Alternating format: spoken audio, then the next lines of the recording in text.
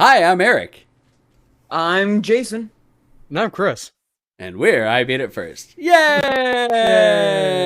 Yay! See how boring it is? See how boring? You missed it. You all were just like, whoa, is Jason not there? He's not rudely interrupting. It's technically not boring at all because we're just sitting there anticipating it then at that point. So it's technically not boring. Better. My seat. It's anticipation. Yeah, we're like, what's this fucker gonna do now? What is Dickbag gonna do? That's how you build drama. You don't just bust into place and be like, haha, blowing your load everywhere. You bust in everywhere with your cock in your hand, and then everyone wonders for a half second. That's drama. Wait. You forgot. You got to bust in with your cock in hand and go, oh, yeah. No, because that's the entertainment. That's you busting your load. That's what it is. That's what it is. Because that makes more sense. Like if I was like in a grocery store, someone just busted in there and just started like going, oh yeah, just all over the place, and be like, well, there you go. Where a guy just calmly walked in with cock in hand, I would stop and be like, all right, what's going on? What's going on? It's like, okay, I don't like this. But I'm not like immediately. I'm like, what do I do? You don't run. You run from the oh yeah man. You run from that guy 100%. Like you're just like, oh fuck, that's just a Tuesday night. And then your neighbor's sprinklers, yeah. But the calm walk in and just stand there because just make eye contact with you, like, staring at you. Small guy. It's like the small guy in an old kung fu movie. That dude's not doing anything during the first opening scenes, but when he does something, it's going to be kick-ass. That is also a Simpsons reference. I did a twofer there. That was great. Oh. And yeah. Deny me that I'm wrong. I don't want to see this. Don't do it. Next time I crash at Jason's house, lock the door to the guest bedroom and put a chair wedged underneath the handle. Because he's just gonna walk in on you. Eric, why are you taking a chair up there? No reason, Sarah. I swear, no reason. You have nothing to worry. Nothing. I have to worry about nothing. What you do have to worry about is the oh yeah. Exactly. I am now afraid of you busting in going, oh yeah. I'm afraid of you calmly walking into the room with your dick in your hand. And then I am also afraid of just waking up to you going, oh yeah. First of all, that is a normal weekend for us, Eric. I don't know why you're afraid of this. I mean, it does sound pretty normal. It really is pretty normal, actually. I'm not going to lie. Oh yeah! Oh, for fuck's sake! So, I beat it first. Speaking of I beating it, video game podcast. Video game podcast. Not quiet, weird awkwardness podcast. I mean, I don't see anyone's pants in this podcast, so I got shorts on. I got shorts on. You can seize them. I am standing. Hands are up. Shorts are out. There's this podcast. We all have to keep our hands up the whole time. Where you can see them. Yes, always keep them up. Oh, yeah.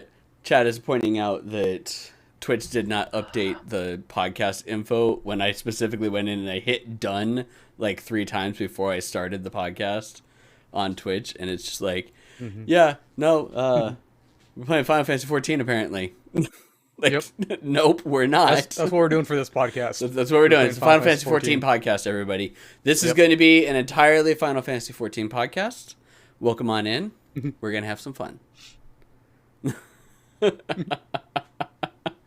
All right. Okay. What are we drinking?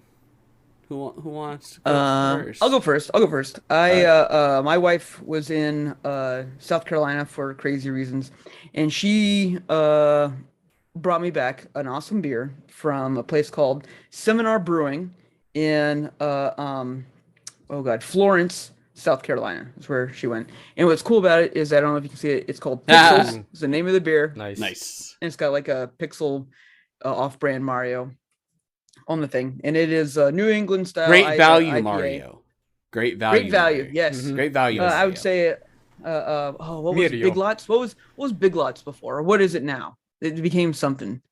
This is more like Savers. Savers? Was it not? Savers? No, Savers is akin to Goodwill. Big Lots was like Savers is an actual thing. I think Savers was Big Lots. I don't know. You talk it up and I'll look it up. Yeah. So it's a 7.2 ABV. Nice little IPA. It's very tasty.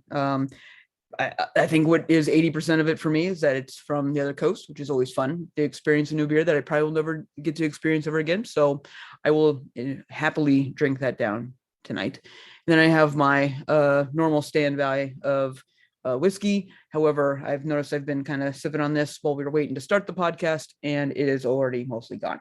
McFrugals in Arizona is what they were. However, McFrugals. That's how long ago it was. It was 2001. So this is a press release from May 17th, 2001. The Consolidated Stores Corporation, a chain of closeout stores, has changed its name to Big Lots to take advantage of its best-known brand. The company said it would also change the names of its Odd Lots, McFrugals, and Pick and Save stores to Big Lots in the next 2 years. Odd Lots, Pick and Odd Save. Lots. The Pick and Save, I knew that name as well, but Odd Lots. I knew Pick and Save. Yeah, that's. These just sound like off-brand Metal Gear Solid boss enemies. They actually are, I think. Yeah. Odd Lots. Pick and Save. McFrugals. Actually, McFrugals. Mastermind. McFrugals is actually the nickname for George McDuck, or Scrooge McDuck, not George McDuck, Scrooge McDuck. I knew what you meant. Yeah, you knew what I meant. I knew it. Chris, what are you drinking? Going cheap tonight. Got some Natty Light hard seltzer. Oh, throwback. It's been a while. That's been a hot. That's a throwback, man. Wow. Yeah. All right. Which flavor? So it was a variety pack, so I got a few. So starting out with the Catalina lime mixer. That one's actually these names. pretty. I forgot about these names. That one's actually pretty good. I'm not gonna lie. The Catalina lime mixer is actually not bad. And then I got Zest I Ever Had. It's a strawberry lemonade. Zest I Ever Had? Yes. Oh my god. Aloha Beaches, which is mango and peach. The Aloha Beaches. I don't think I've had the Zest one. The Aloha Beaches is but the first one though, that's actually pretty good. Yeah. When you buy natty ice like seltzers, you know what you're getting into. Like there's no shocker here. You're not like, ooh, I'm going for the finest of seltzers here. It's just like, no, I have a candy tongue and I want to get fucked up. But it still actually beat out a lot of the seltzers that we had at our first. It did. It 1,000% did. Like again, though, I'm not saying you're not buying this with the idea of being like, hey. However, we had some that were trying and they were shit, and that's different. That's a failure. And the number one all-time still reigning goddamn champ is the PBR lime hard seltzer. It is still the goddamn champ of seltzers, in my opinion. Like hands down. I've yet to have another one that's just like, hot damn, I would like to have another one of these seltzers, please. Like I've never said that in my entire life. I want to find these. I've never said that in my entire life. I was just like, wow, I would really like to have another one of these seltzers, please. Like never said that in my entire life. Like it's just like, but PBR one, I'd have, and I would. I did not for Becky. Those Christmas ones. No, Becky was. Becky was but see, the problem with the Christmas ones is that it was 2020 Christmas was good. 2021 Christmas, not so much.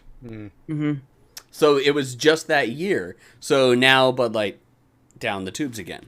So, it is what it is. We drink a lot. We do. We drink a lot. We drink a lot.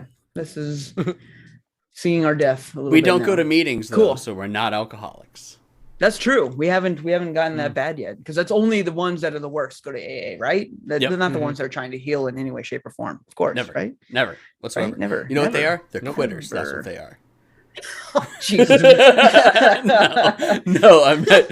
I'm 100%. It's always fun to make those jokes, but I feel real bad saying that about people trying to get their life around, like turn their life around. Get your life together if you're while ready to do that. While I drink this Yes. Knob Creek. I mean, I'm definitely not two-fisting it right now, but you should maybe think about your life choices, people. Yes, cat butt and whiskey and beer. I am living the high life.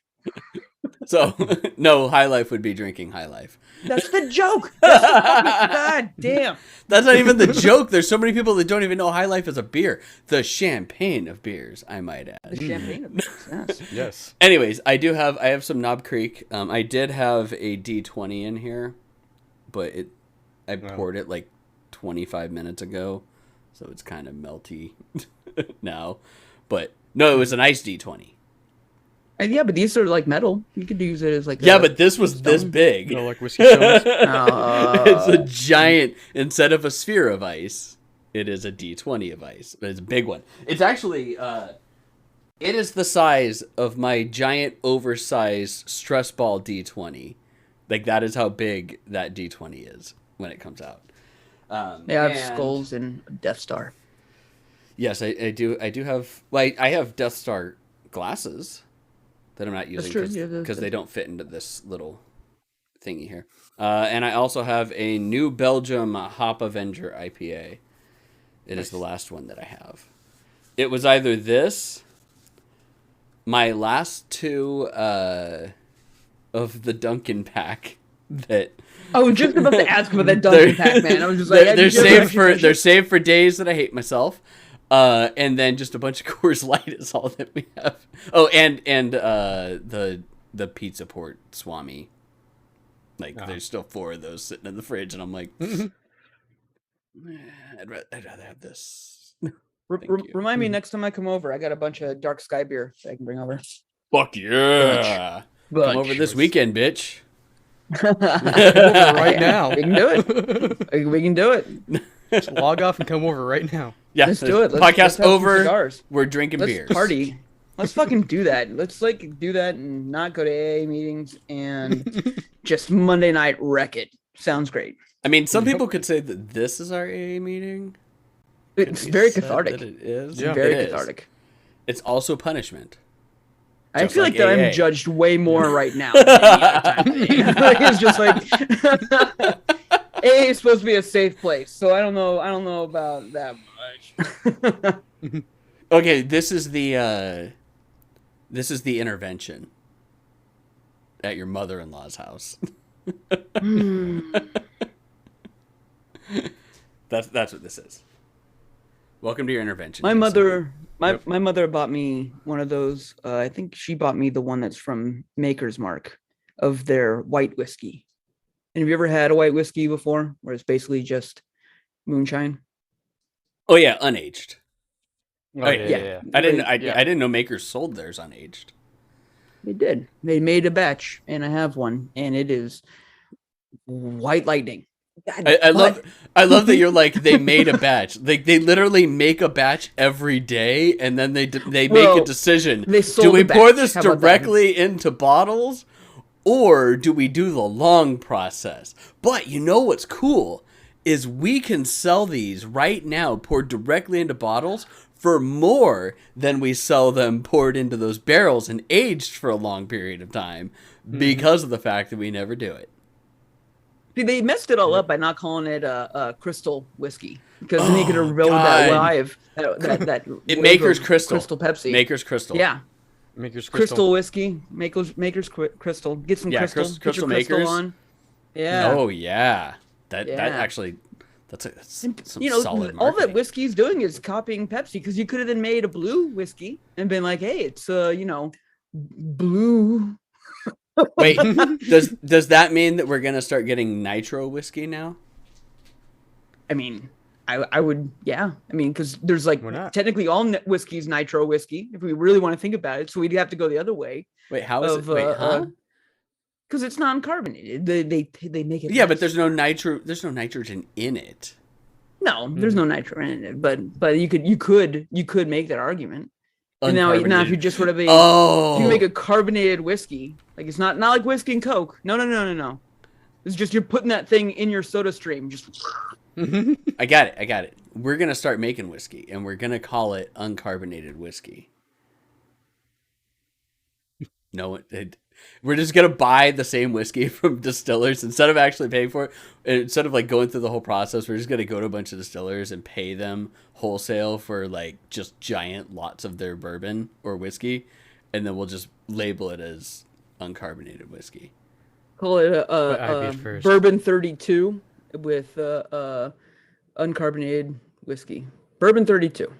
No, that gonna bourbon be- 30. That's what it is. Bourbon 30. Yeah. So we'll take all of them. We'll take 30 different ones, and we'll make this mix big it all. ass malt. Absolutely. Yeah. No, it has to go in.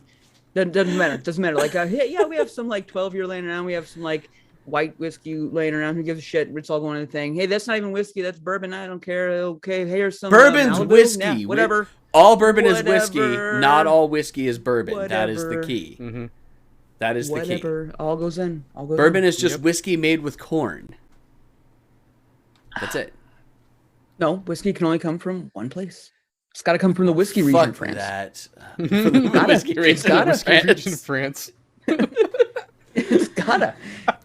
That's like one of those stupid things, like Jack Daniels is distilled in a dry county, so you can't actually drink it anywhere near the factory. It's like, Smart. come on. Smart. Come on. 3 samples. Except here. Oh, bummer. Oh, Bummer. Nope. Oh no. You're under arrest. no. FBI, open up. The Jack Daniels distillery's actually at an AA meeting. It's just like, that's what you do here. You make it. You make it. It's part the of the healing ultimate process. temptation. We drink too much. That's right, Chris. It's part of the healing process. Yeah. One for you, one for me. One for you, one for me. It's 2 for you, 1, 2 for me, 3 for you. Hey, okay. 1, 2, 3 for me. Works however you do it. You can Lucy this all you want with like a chocolate factory style, but with whiskey. and It's just right be up there with destroyed. Laverne and Shirley working at a Milwaukee's Beast factory. You know, we're gonna do it. Oh my God. They didn't work at a Beast factory. I think it was What did- Beast. I thought it was Miller. One of the two. What- It was a brewery in Milwaukee. I'm slightly happy. Oh, Yeah, I'm slightly God. happy to not have it memorized off the top of my head because We're gonna do always it. talk about Hang on, I'm gonna look this up now. Everything's Incorporated. It was Schatz Brewery, but they actually like the outside of it. God damn it, Schatz Brewery was the name of it. You're gonna make it after all. But what did this show? God damn it. Filmed that, shot at. Yeah, Lakefront Brewery uses the original bottling line seen in the 1970s TV show and showers praise on Milwaukee icons Laverne and Shirley. But that's somebody there because like it's an old brewery, so it's closed down. So it's like, or not closed down obviously because there's a brewery there, but it's closed from the original people. It was one of them though. It was like Milwaukee's Beast or something like that. I don't know. Either way, yay. Okay. Yay. 20 minutes Yay. in. Video games. Video game podcast. This is a video game podcast. I'm on the wrong podcast. It's honestly a video I'm game and in drinking the wrong- podcast, and in the also wrong bullshit podcast. fuckery podcast because we Yes. do an awful lot of bullshit fuckery. Let me You're tell you gonna do it. something. Pretty much. Yeah. Okay. Okay. Okay. I'm serious business. Serious business. Yes. Serious business, and I'm gonna make it serious right away. Wait, Just so how many that people died? all the fuckery. Only one. Oh, okay. Only one. Robert Razor Guy Krakoff, the co-founder of Razer and pioneer of the gaming mouse, the first guy to actually like come out and like market a gaming mouse and everything like that, died at the age of 81. And I'm going to tell Oh you, shit, he actually died. he was 61 when he started Razer. He looked damn fucking good. Guy looked like he was in his late 30s when he started it. Not good enough to die 20 years later. No, because it was 81. It's going to be like Jason. Jason's going to keel over one of these days. They're going to be like, oh my God, this young man died. Like, ma'am, So he's tragic. 130. He can't be a day over 35. He's been eating babies for years. This little boy passed away.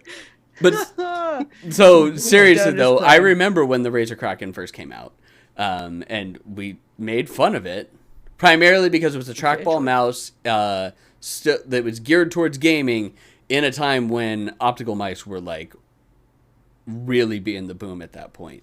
But it was a pretty good mouse. Had all the extra buttons, which was a thing that like you couldn't find before. Now it's like you get like 2 or 3 extra buttons on them no matter what. But that was like, holy shit, there's like 2 or 3 side buttons on this. What the fuck? What am I gonna do with those? Now I can't live without my back and forward buttons for my. You gotta for have the my back and browsing. forward buttons. You have to. You don't do that, you're a monster. What are you Yes. doing? Clicking an actual back? Who the fuck goes link up in to your the browser? back button? What Right? the fuck are you What? doing? Get out of Who's town. got time Yeah, for you don't know that? you don't know how to internet then. Take it when you get. You don't even use know your how to internet computer. fast. You don't even know how to computer. Because it works everywhere. You can use it in everything. You're taking away your Yeah, computering works. license. Yeah. That's it. No, you don't get you get a trackball mouse is what happens if you don't do that right now. Here you go. Here's You your become less- trackball. You have to, don't forget to clean it every 5 years. And it's not even like a good trackball mouse. It has one button. It's like an old Mac one. Like it's just like the square one with like the square button. It's just like there's one thing you can do, and that's click. I read a big long obit article on him, and I didn't realize like how many things it was that he actually invented. Like there was a shit ton of stuff that he went through or was like pioneering in a lot of things. But then also I guess it like after like 2010, he just kind of like left the tech industry and just started writing fiction and nonfiction and all sorts of stuff. Just like wrote a bunch of books. So That's cool. good on him. Lived a long life. Innovated. Did a lot of shit. So you will be missed, Razor Guy. And we say Razor Guy. He, if you don't know, he actually like he was on the boxes, and he was quote Razor Guy on the boxes. Like that's what it said was Razor Guy. And it's like, hey, Man in the 60s. 61. Yeah, 61. Yeah. He made his name finally at that Yeah. point in time. So all you people sitting around being like, I'm doing nothing in my life. You got time. You got some time. You got lots of time. In completely different news, because, well, we don't want to talk about death entirely. Asus is launching a brand new 3090, everybody. Why? Because they want your money. And you know why you're going to give it to them? Because it's an Ava 2. Dude, it is easily the sexiest like graphics card I've ever seen in my entire life. It's so awesome. Like I've always been kind of like whatever, hokey. I don't need bullshit, vanity. You know, it's just like I don't care. This thing is just like, oh damn, that is. It's a straight up damn Ava good 2. looking. It's Dude, it looks pretty. so good. It's so It pretty. looks so good. Like all aspects of it are decorated all the way around, and it's Fans, just, like heat sinks, back plate, like the whole 9 yards. That thing's so pretty. the only thing that would make it better is that when you booted up your computer, if it said "Get in the fucking mech, Shinji," every single time. That'd be the only way to make it any better. Or if it completely overwrote your BIOS flash to nerve. Ooh. Ooh. And then it overwrote your Windows splash to nerve. And it overwrote everything to nerve. You're now running. And now it's you're now telling- running nerve. Now it's telling you to get in your 10.0. computer Yeah. because it's your mom. What are you doing down there, Mom? Why are you so bright and flashy? I don't get it. God, what have we created? Keeping with NVIDIA news, NVIDIA was fined $5.5 million for not disclosing the exact amount of crypto sales to investors. Oh no, 5.5 million. Yeah, fucking drop in the bucket for how much money they made off of 27 that. billion last year. Oh no. Yeah, oh no. Not So to sad. mention, it's like, yes, I understand the investors want to make sure that they're non-inflated numbers that will be replicable over time and whatnot. But here's the thing. regular consumers still wanted those video cards. So they're still buying them now, even though video cards have now dropped to MSRP. And some people are thinking they actually might even, like, they'll start going down, like start going on sale even. Fuck me. And people are still buying them, like, all the time. People need video cards. People want better video cards. People have been waiting for a 30 series video card just so they can do all the fun stuff, or they can actually play their games at 1080p at fucking insane graphics without having to worry about a goddamn issue. So, yes, they, well, it's dumb that they didn't post those numbers in. Fucking shut up, investors. You guys are a bunch of idiots. Which dumb idiots. Yep. I'm all for fining. But this is literally like for when people lie or say anything wrong. I'm all for it. Like, don't get me wrong. This is me being like, oh, NVIDIA shouldn't have done anything. But at the end of the day, the fine, like, I don't remember what country it is. I want to say it's like Netherlands or something like that, where it's just like the fee and the fine is based on your income for both the company and the individual. So a speeding ticket to a guy riding a jalopy down the road, $50. Fuck, that sucks. Speeding ticket to a guy that just sped his Bentley down the street, 1,500, 50,000. I don't know, whatever it is. It's scaled by on you. Now, obviously, that kind of sucks because it's like, not equality and stuff like that. But at the end of the day, it should be impactful to you. It's actually the definition of equality. Exactly. Yeah.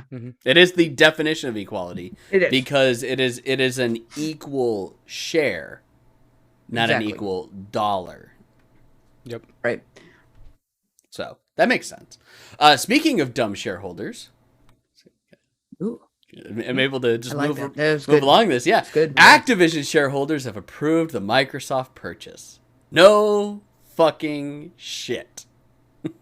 Well, I mean, that was like they're going to get paid 1.5 times the amount of what it's currently going for. Of course they're going to approve it. It's like of all the things that was just like, are we worried about? Could we have a bet on this? Could I have like loaded up like my what is one of these fucking bidding apps, like MGM app, and been like, probably, yo, I want to bet, my first $1,000 on Activision. Well, technically, yes, actually you could have. You know what you do? You go in and you buy the stock. That's literally stock purchasing is legalized gambling. Shit you not. Now the big question is whether or not this is going to pass through the FTC, because that's the bigger issue that has to run into it. And a lot of people on Wall Street are thinking that sure, the shareholders approve it, but it might not go through. You want to know why it might not go through? There's additional things that are showing that there's a chance that it could possibly not go through. Oh, and that is because Sony's acquisition of Bungie is being looked into by the FTC now, which doesn't fully make sense to me because Bungie is it's a privately owned company. You said Bundy the first time. I said Bungie. I was like, Ted Bundy. That was some Bundy. Ted Bundy. Yeah, they're buying a shoe store is what they're about to be doing. No, they're buying Pogo the Clown. Oh, even better. No, ma'am. We're gonna have they're buying No Ma'am. Anyways, the FTC is looking into the purchase of Bungie, I don't understand exactly why, other than the fact that Sony is a publicly traded company and Bungie is a privately owned company, so they want to make sure the public company. I don't know. That doesn't make any fucking sense to me. But they're looking into it because Sony says that they will not force exclusivity, and the FTC wants to make sure, I guess, that that's going to be the case. Which, going back to the Activision thing, is Microsoft said that they won't force exclusivity on games from, a certain other acquisition, that now the only game that wasn't currently exclusive is the only game that's not exclusive. And that is, whatchamacallit, that fucking shooting game. The time-skipping one that nobody really liked because it was not very good to begin with. Oh my god, my brain is fucking... Time Splitters? No, not Time Splitters. It came out in, September. Time when no one liked. It just came out. Yeah. You talking about the one where you kind of replay it over and Deathloop. over again? Deathloop. Oh. Yeah. Yes. Fucking Deathloop. Yeah, that's the only one now that is going to not be an exclusive, at least on the horizon from them. So Microsoft may have shot themselves in the foot. Actually, thank you, Dreams. I actually thought of it before you typed it in chat, though. It popped in. I said Deathloop, and then it popped up. But I like yes. that Eric had to qualify that. Don't worry about it. I did. You can't let chat get full of themselves. Chat will get full of themselves, and they will think them superior. And you cannot. You got to smack them down. Smack them down like good Twitch streamers. Beat the crap out of your chat and your mods. I am for beatings. Yep. I am for beatings. This is Beatings true. will continue until morale improves. Morale improves. And I'm clapping my hand onto my other one, but nobody knows it because NVIDIA Broadcast is doing too good. Yep. But yes, so they're saying that they're not going to do it, but this could be a litmus test for the Activision acquisition. Like that Activision acquisition. If this doesn't I like get that passed, as much as bundle. Yeah. But yeah, if this doesn't get passed, like if they don't let Sony purchase it, but then they let Activision get purchased, there's probably going to be some lawsuits going on. But speaking of acquisitions, as we talked about during the last podcast, there was a certain company that was looking to buy or was buying up more studios, and they bought. God, who did they buy? Oh fuck me. They bought Lost Boys Interactive, which is the company, the studio that that helped Gearbox make Tiny Tina's Wonderlands. Well, Square Enix is selling off their Western studios to Embracer, the same company that owns Gearbox and all of them. And it prompts everybody to wonder, are you okay, Square? Are things all right? Dude, I'm fine. I'm fine with this. Like, I'm more than fine with this. Well, so the weird things is one, Square's CEO is still spouting crypto, as we've talked about. Like, even a quarter later, after all of the shit at the beginning of the year, he was still spouting crypto. But now the rumors are flowing that they're selling off their Western studios so that Sony will buy their Eastern studios, and they're just gone completely. The only reason that I think that that'd be fun is just for Final Fantasy reasons. That's about it. 100% for Final Fantasy reasons. 100%. That's it. That is it. We'll get a Final Fantasy fighting game that doesn't suck, maybe. Because let's be honest, Dissidia. It was cool in the arcade. Dissidia NT. That was never cool That was anywhere. so bad. It wasn't even a fighting game at that point. I don't even know what the fuck you want to call that. Wasn't that one of the first ones that had like the option for you to put like the memory card in it for the Dreamcast, where you can be like, I'm going to bring my Dreamcast to the arcade for some reason. Dissidia? And no. You're thinking of what game was that? There's a few. No, there was a few. There's a few that did that. But Dissidia wasn't a Virtual One Dreamcast does game. it. I know, but I'm pretty sure that I'm pretty sure it had the option to do it because it wasn't only on there. It was on the Dreamcast, so if I'm remembering correctly. You sure? No, sure? Dissidia came out. Sure. Dissidia came out sure? way after the Dreamcast. Like Dissidia was like a PS3 game. No. Yes. No way. Yes, it was PS3 era. We're gonna pull this up now. Yeah, no, the fighting game, right? Oh, you're thinking of another fighting game. Yeah, Dissidia came out in 2008, well after Dreamcast. No, that's not what I'm thinking of. I'm thinking. Yeah, of you're the thinking one of a that different had, one. There was one. God. There was a fighting game that was on the Dreamcast that had Cloud in it. Yes. God damn it! What was the fighting game with Cloud in it? EZ Energize. Yes, there we go. Energies, whatever. Energies, yeah. Energies, yes. Energy, yeah. I remember that game because that came out on the PS2 as well. Yeah, And that came out. it was worth PlayStation playing original, only. and then they made the. Yeah, it was worth playing only that's for what I was thinking Cloud. of. That was it, because the rest of it was all hot garbage. Now, Dissidia, man. Now I'm trying to remember what this one was all about. Oh, Dissidia God. Dissidia was a 3D fighter where you were able to lob off magic and everything like that.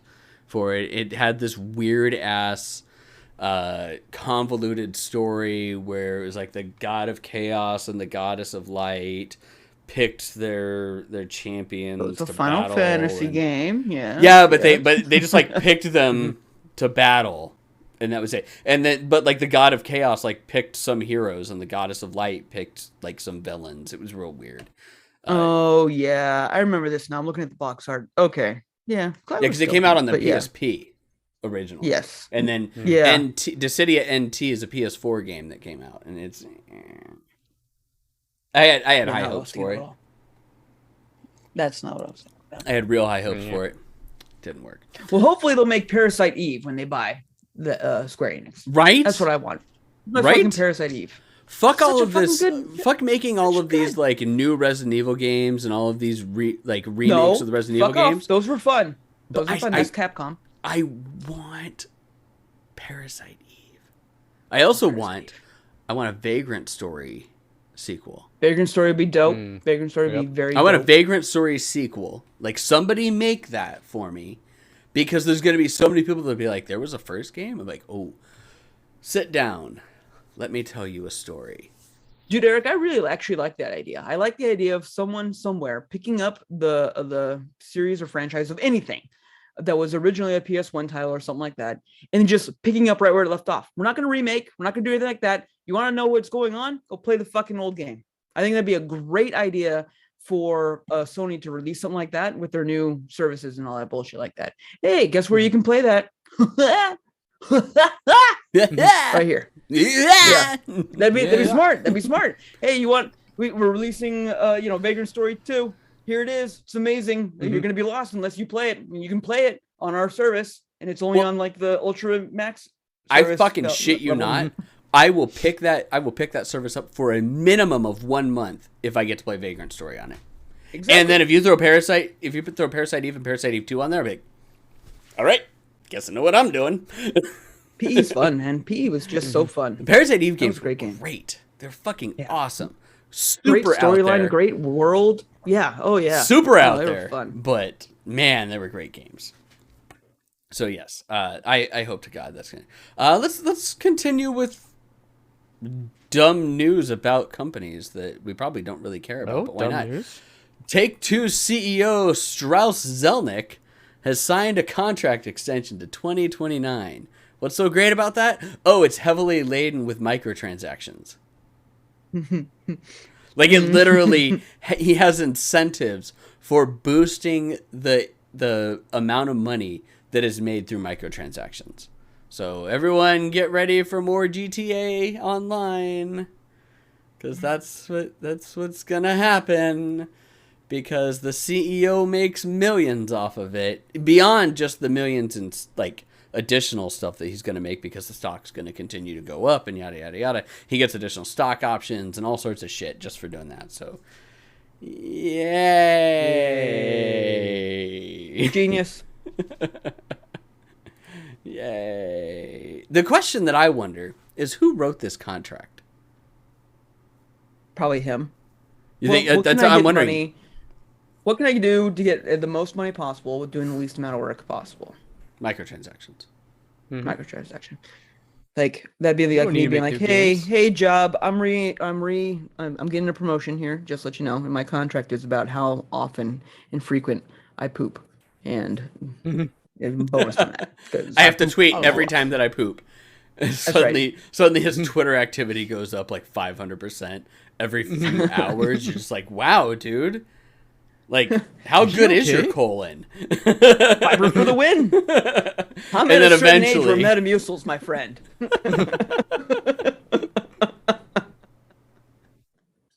Six laxatives. Every chance I get. Oh, man. All right. I got yeah, go ahead. No. I want to hear another poop joke. Let's get this other poop joke going. Sponsored by the Steam Deck. It's great.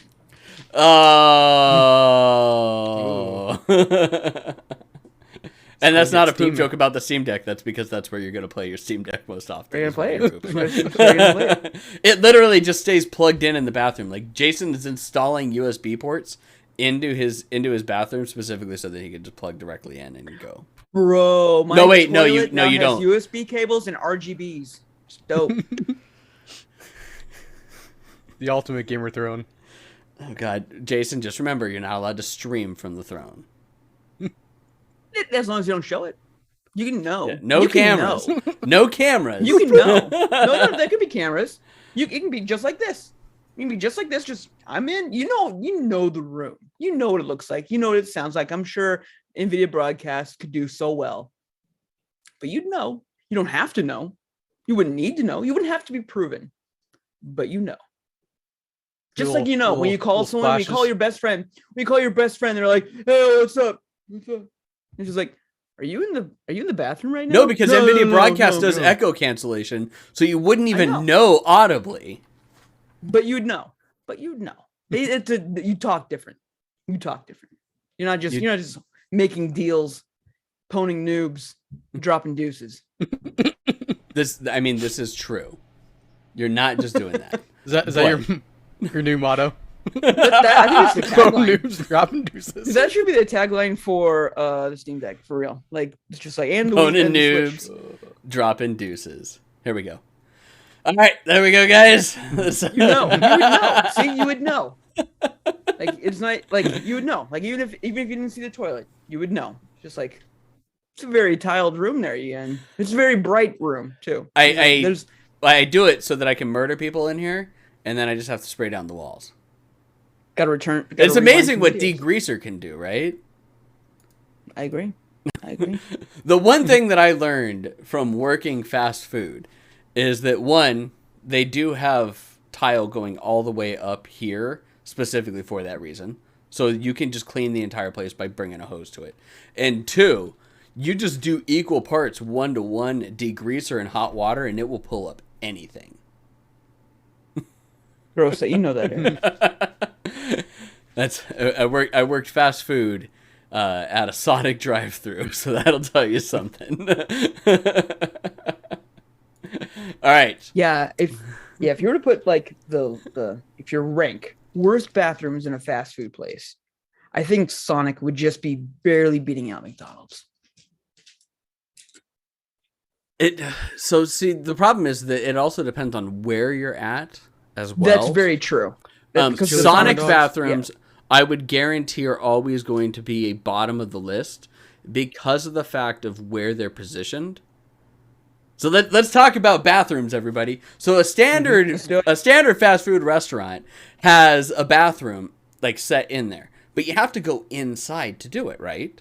Like you have to actually walk in, meaning that you have to be presentable, and people are gonna see you walk in, go in, shit in your hand, smear it all over the walls, and then walk out. People are gonna see that you went in there and that you did it. However, and then shout, boom baby, or what was it? Oh yeah, oh yeah. However, a Sonic drive-in has a bathroom. It's at the rear of the building. But since Sonics don't have an entry into them, and you don't actually walk into the restaurant area, the entrance to the bathroom is along the back. So anyone can walk in there at any time. And the only people that are really going to see you are the people going through the drive-thru. And you know what? If you're going through the drive-thru at a Sonic, go fuck yourself. That's all I'm saying. If you're going through a drive-thru at a Sonic, someone you shitting deserve to themselves see all that the guy. is going to stop you from ordering your 8 drinks and 1,000-calorie like nacho tater tots, whatever it is. Chili cheese corn dog. Yeah, it's nachos with chili, cheese, mustard, onions, jalapenos, and tomatoes. That's what you get. But you get an extra long chili cheese coney with mustard, onions, and jalapenos on it for sure. If your goal is the drive-through of that, you could watch someone with the door open taking just like their brains out into that bathroom, and you'd still be like, yeah, I'm gonna eat this. It looks just like the Sonic chili. I'm not gonna lie. And I will make chili from. I will make fucking jokes about it all day long. You throw an extra long chili cheese cone with mustard, onions, jalapenos in front of me, I will fucking eat it. Yeah. I still love Sonic. I will still eat Sonic's food. Like, I worked there for 2.5 years in high school, and I will still eat Sonic to this day because it's good. However, their bathrooms, bottom tier. 100% bottom tier. Because anyone could go in at any time and wreak any havoc. And unless an employee either A, needs to go to the bathroom, or B, has to make sure that they do their cleanup duty, which is, let's be honest, it's twice a day. You've got the early crew and the late crew, and that's about all that's happening. So that bathroom really only gets checked like twice a day. It could be like just swimming in feces for hours, and you have no idea. Yep. We're on fire tonight, guys. We're doing Speaking of corporations swimming in feces, Apple is continuing to hemorrhage employees as they're doing their push to return to the office. In this case, they've actually lost a fairly big guy, Ian Goodfellow, who was their director of machine learning. If you don't know what machine learning is, that's basically AI. Like, that's Siri. That's what they're supposed to be like moving for, other than, just making money off of other people selling stuff, going the Valve route. But that's beside the point. They're making a massive push. They're requiring everybody to come in 3 days a week now. Hands down required. Which I found fucking hilarious because I just saw like this Instagram reel pop up of this cat licking Jason's ear. Pay attention to me. So I saw this Instagram reel pop up of like this headhunter that has been going on about like different things and like best companies to work for. And she specifically called out Apple as being one of the best work from home companies. And then this news pops out about they're requiring people to come in. And it's not just 3 days a week. It is Monday, Tuesday, Thursday. Oh, gross. They are requiring specific days for people to come in. And then you're given four whole full weeks a year to work from home. So the whole point of anything anymore is that you can then stagger people around. But if you're going to have everybody come in the entire time on 3 days, then what's the point? Yeah, what's the point of having? I go into the office 3 days a week, and that is because when I took my job, post towards the end of the pandemic, they were like, "We want you to come in 3 days a week," and I was like, "I'll do that, sure, I don't mind it." Literally, I go in, and there have been days where I could count the number of people in my area that were in on one hand, including myself. I sit down in one of our conference rooms with my laptop to go on our daily Zoom meeting to just discuss what we're doing and if we need any help from anybody else in the marketing department. And I'm like, it's real fucking quiet in here. And then we all just make jokes about it throughout the day because we're just like, wow, there's like no one here. And you know what? It's perfectly fine. You know why? Because I still haven't got COVID. It's getting rare. It's getting rare. It's getting real rare. But forcing people to go back, especially considering like it's just still out there, people are going to start getting it, and forcing everybody to go back on those days, as Jason said, like not staggering it, making everybody be in there those 3 days is ridiculous. One, yeah. Two, like Apple's like a rarity in the big companies doing this. Google and all of them are still like allowing people to go out there. Like they keep pushing out the start date of when people are going to start returning back in because they know that people don't want to, and they're just watching Apple and going, As Jason Maybe we shouldn't do that. But yeah, 100% shouldn't do that, Apple. It's probably a bad idea.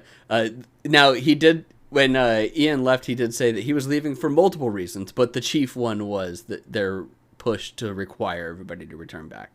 And the unspoken or like hard truth that everybody knows is that Apple is just like using this as a stepping stone to just then say everyone back 5 days a week. We don't give a fuck. Mm-hmm. Like they're going to do that. Like people at Apple know that this is coming within the next like month or two. They say they want the machine learning people there so that they can work hard and eventually just be replaced by the machine. Mm-hmm. It's like, we did it, guys! Congratulations! Now you can work from home but not be paid. Well, why would we do that? I don't know. Enjoy it.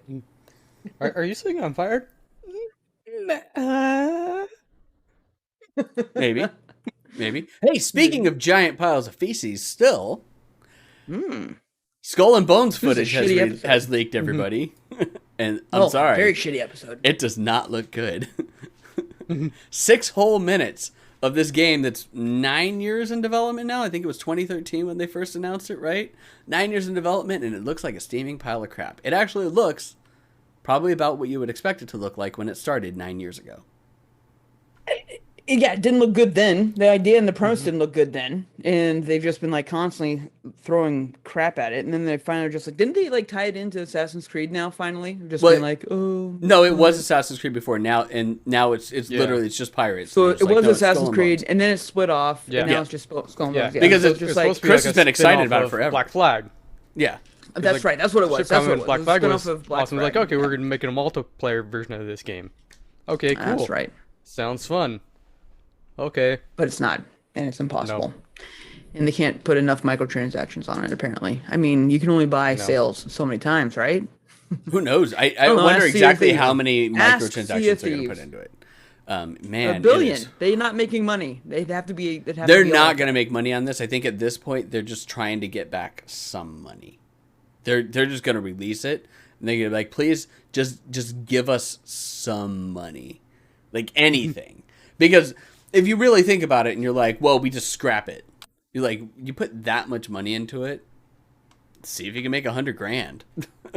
Recoup something off of it. Don't put any money into marketing. Let the video game industry do what it does, at which point we like throw a big fucking conniption fit. We talk about it like we're doing right now. Like, holy shit, this game's finally fucking coming out. It's no longer vaporware. Yay. I wish it was vaporware.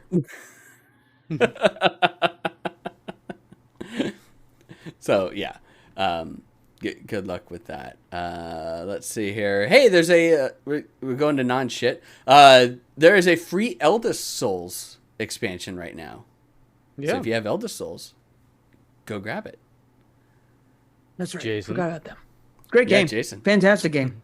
It's for you, Jason. I love the crap out of it. Yeah. It was actually surprisingly accessible for being a Souls type game. And it's 2D boss only battle type game, and very fun, and an expansion to that, because it was already a very long game if you did everything.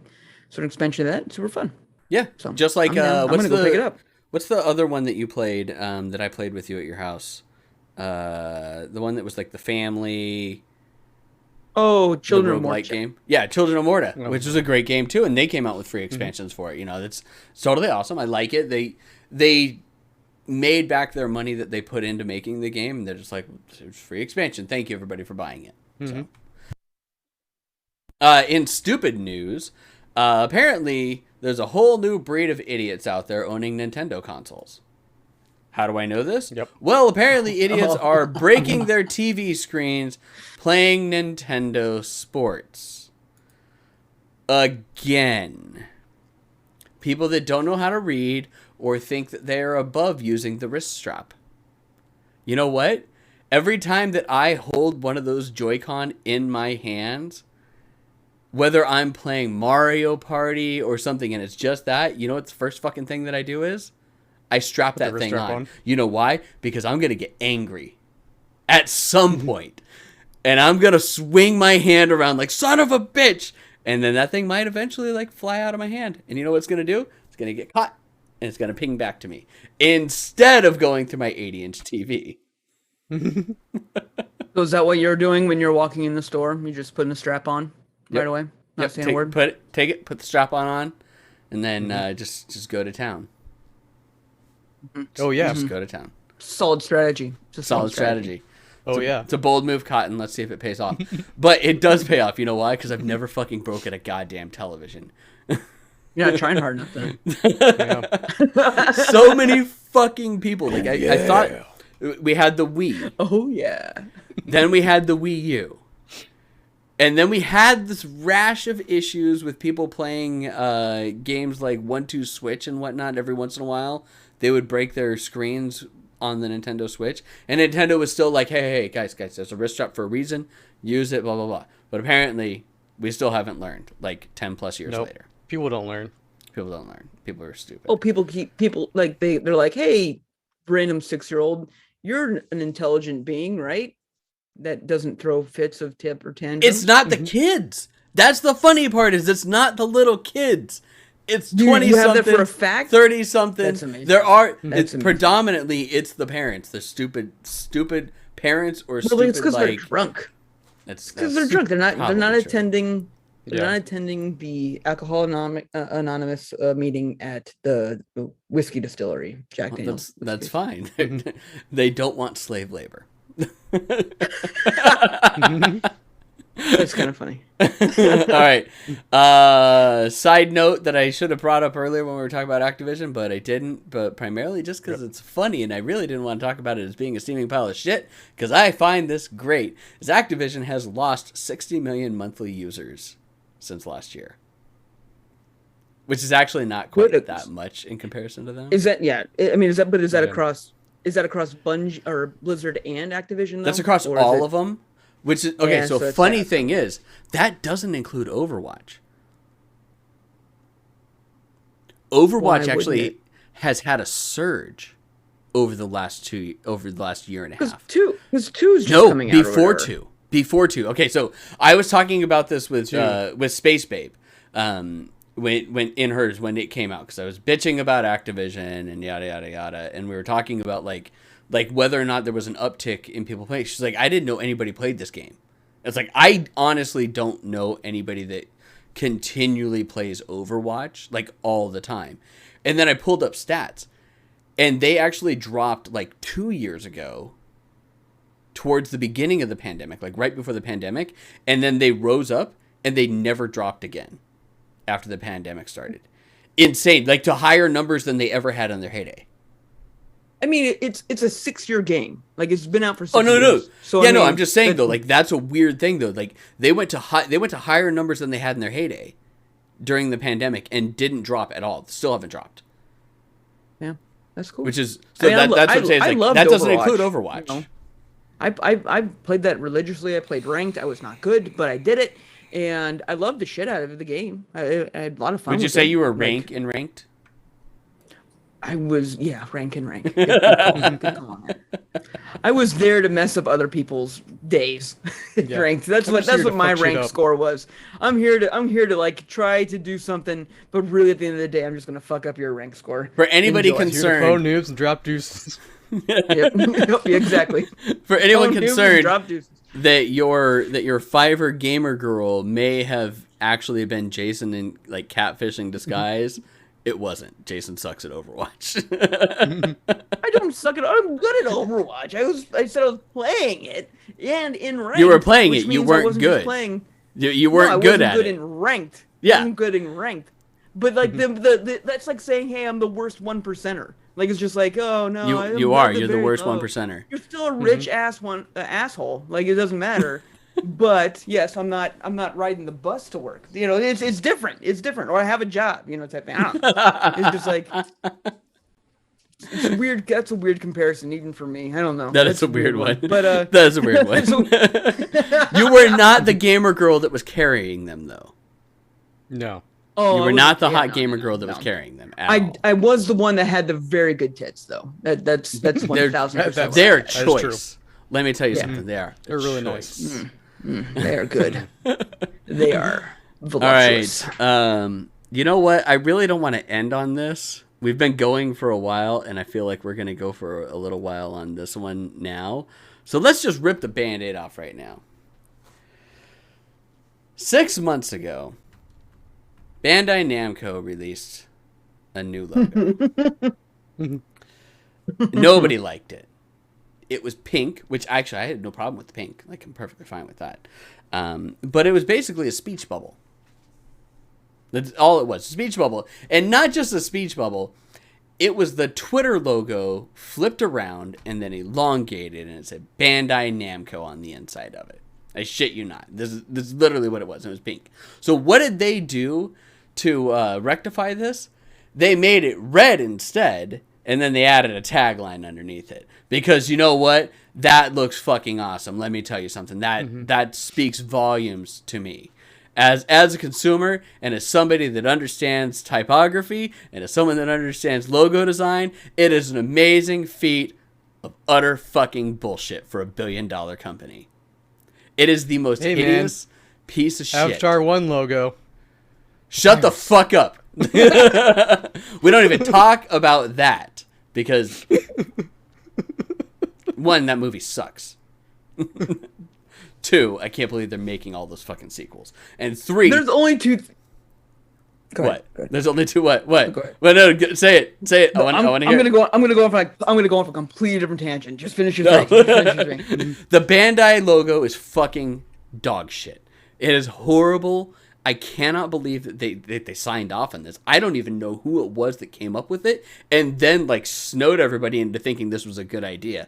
It looks stupid. You know what? It even looks dumber on a fucking gaming case. Like we've seen it because it's now started coming out on Elden Ring cases, and I just looked at it and I'm like, I didn't think it was possible for it to look dumber. Like, at all. And you know what they could have done? Is they could have just kept the same fucking logo that they had and then flattened it. That's all that they needed to do, was make it more flat. That's it. But I actually enjoyed the Bandai Namco I liked logo. it. To me, it screamed, this is going to be some anime shit. Like, that's Yep. Every single time I saw that logo, I was just like, I know what I'm involved for. I know what's going to happen Exactly. right now. You want to know why? Because it actually kind of reminds you of big ass anime titties. But that's beside the point. The Bandai Namco logo was great.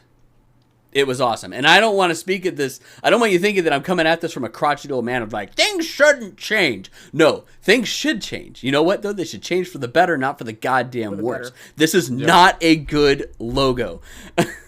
And everybody that I have sent it to, and I'm sure that this has made its rounds on like the subreddits and stuff like that for design people and everything like that, which I try to steer clear of because they get real fucking toxic. Like, you think I'm toxic? Oh man, you should hear some of the shit that gets said on these. But man, this logo is a steaming fucking pile of dog shit. It is horrible. I can't believe they signed off on it. I can't believe that they thought that they were doing it better by making it bright fucking red. It's different, Eric. It's different. It passes my little like, is it 20% different check? Yes, I did a good job. I'm good designer. I'm good. Yes. Original designer. The best designer. The best. I did it. But Dad. It is literally, they took a Twitch logo, flipped it around, and then went Bandai Namco. That's it. That's all they did. Okay, Jason, go off on your tangent because I want to hear this.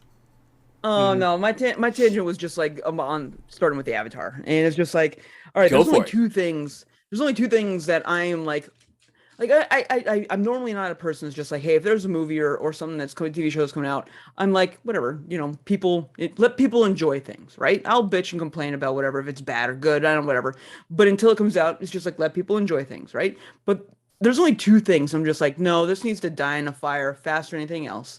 And that is obviously Avatar 2. The amount of money that Disney is pumping into this, even if from just a perspective of that, I want it to fail. Like, considering they're already in the middle of making 3, 4, and then writing 5. And redesigning all parts of the Magic Kingdom out in Florida, redesigning it to Avatar style. Like, they're spending, I'm sure, billions of dollars on this redesign and thinking that Avatar is going to be this. It's just like the amount that they're putting into it just turns me off so fast. Like, I'm just like, no, you know what? I hope that this thing just dies in a fire. Because yes, I'm with you, Eric. I did not really enjoy the first movie. It was cool for the technical aspect. I enjoyed the first movie. Yeah. I 100% enjoyed the first movie. Mm-hmm. I enjoyed Fern Gully the first movie immensely. Fern Gully was an amazing movie, and it was really good. Raping Fern Gully. No, raped in that movie. But You're just I'm like, saying, I'm I'm gonna saying, make I you do enjoyed whatever. Ferngully. The first movie was great. Ferngully was awesome. But then I they see what you're saying. remade I see it what into you're saying. Avatar, and it was bad. It's horrible. Avatar sucked. Like it was cool. The technology was super cool. Technology was cool at But the time. yeah, That was cool to see in the theater. And that was like, oh, this is neat, you know. But then, like immediately after that, I was like, I hate everything about this movie. Like once you rewatch it, the second that you watched it at home, like you're just like, oh wow, this is really a steaming pile of shit movie. mm-hmm. And then they're just like, oh, here we are. Like what, 10 years later, we're gonna make the second one.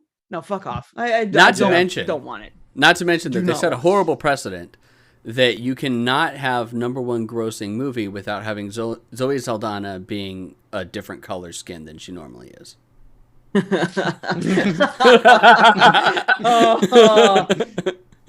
Which is 100% true. She's in both the top grossing movies, and neither of them does she have her natural skin color. It is blue and green.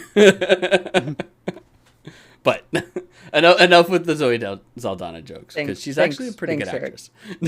Great actress. Yeah. It's just the movie is trash. And then the other one that still boggles my mind is House of the Dragon or whatever it is. The fucking Game of Thrones prequel. The Game of Thrones shit, yeah. Dude, I don't know who is gonna be like, yeah, I'm jazzed after what they did. Like it's just like I've never seen it. To me, the thing that I love about Game of Thrones now is just the absolute implosion of that fandom. That to me is what Game of Thrones is. Like, it's not even about like the books. It's not even about like the shows. You can like the books. You can like the shows. Go for it. That's all. Well, the book people that were pissed because they still haven't gotten the book. Yeah. No, they still haven't gotten the There's end still that two they books need or left. deserve. Yeah. Honestly, exactly.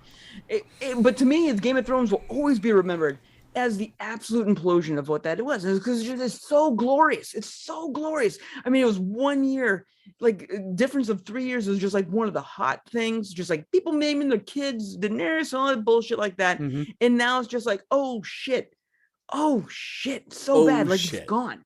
You don't even watch it. Like HBO Max doesn't even like display it as like their like front runner. I've never seen it pop up as a recommendation from HBO Max. It's under the rugs. Now I've seen a few adverts for the new Dragon one coming out, and I'm just like, I feel like that this is kind of like what they're doing with Skull and Bones. And that, hearing you talk about it, that's probably what it is. Just like we've already kind of made this, we got to put it out. We're not going to blow it up or anything like that. There's no Times Square adverts for this thing. But if people do watch it, they'll keep it going.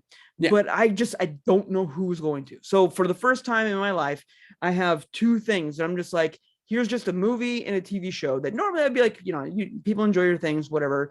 But these things really should just fail. This is one of those things that's just like, you need to send a message, guys. Like you need to be like, no. We're not going to do this. We're not going to pay any amount of anything to see these steaming top piles. More for the Disney one. I would love just to have Disney just like take it in the ass. Like that to me would just make me so happy. And don't get me wrong, I love Disney. I love Disney movies. I love all that stuff. I used to be a season pass holder at Disneyland, like all the shit like that. I am a consumer whore, but I would just love it so much to just walk in there silent, cock in hand.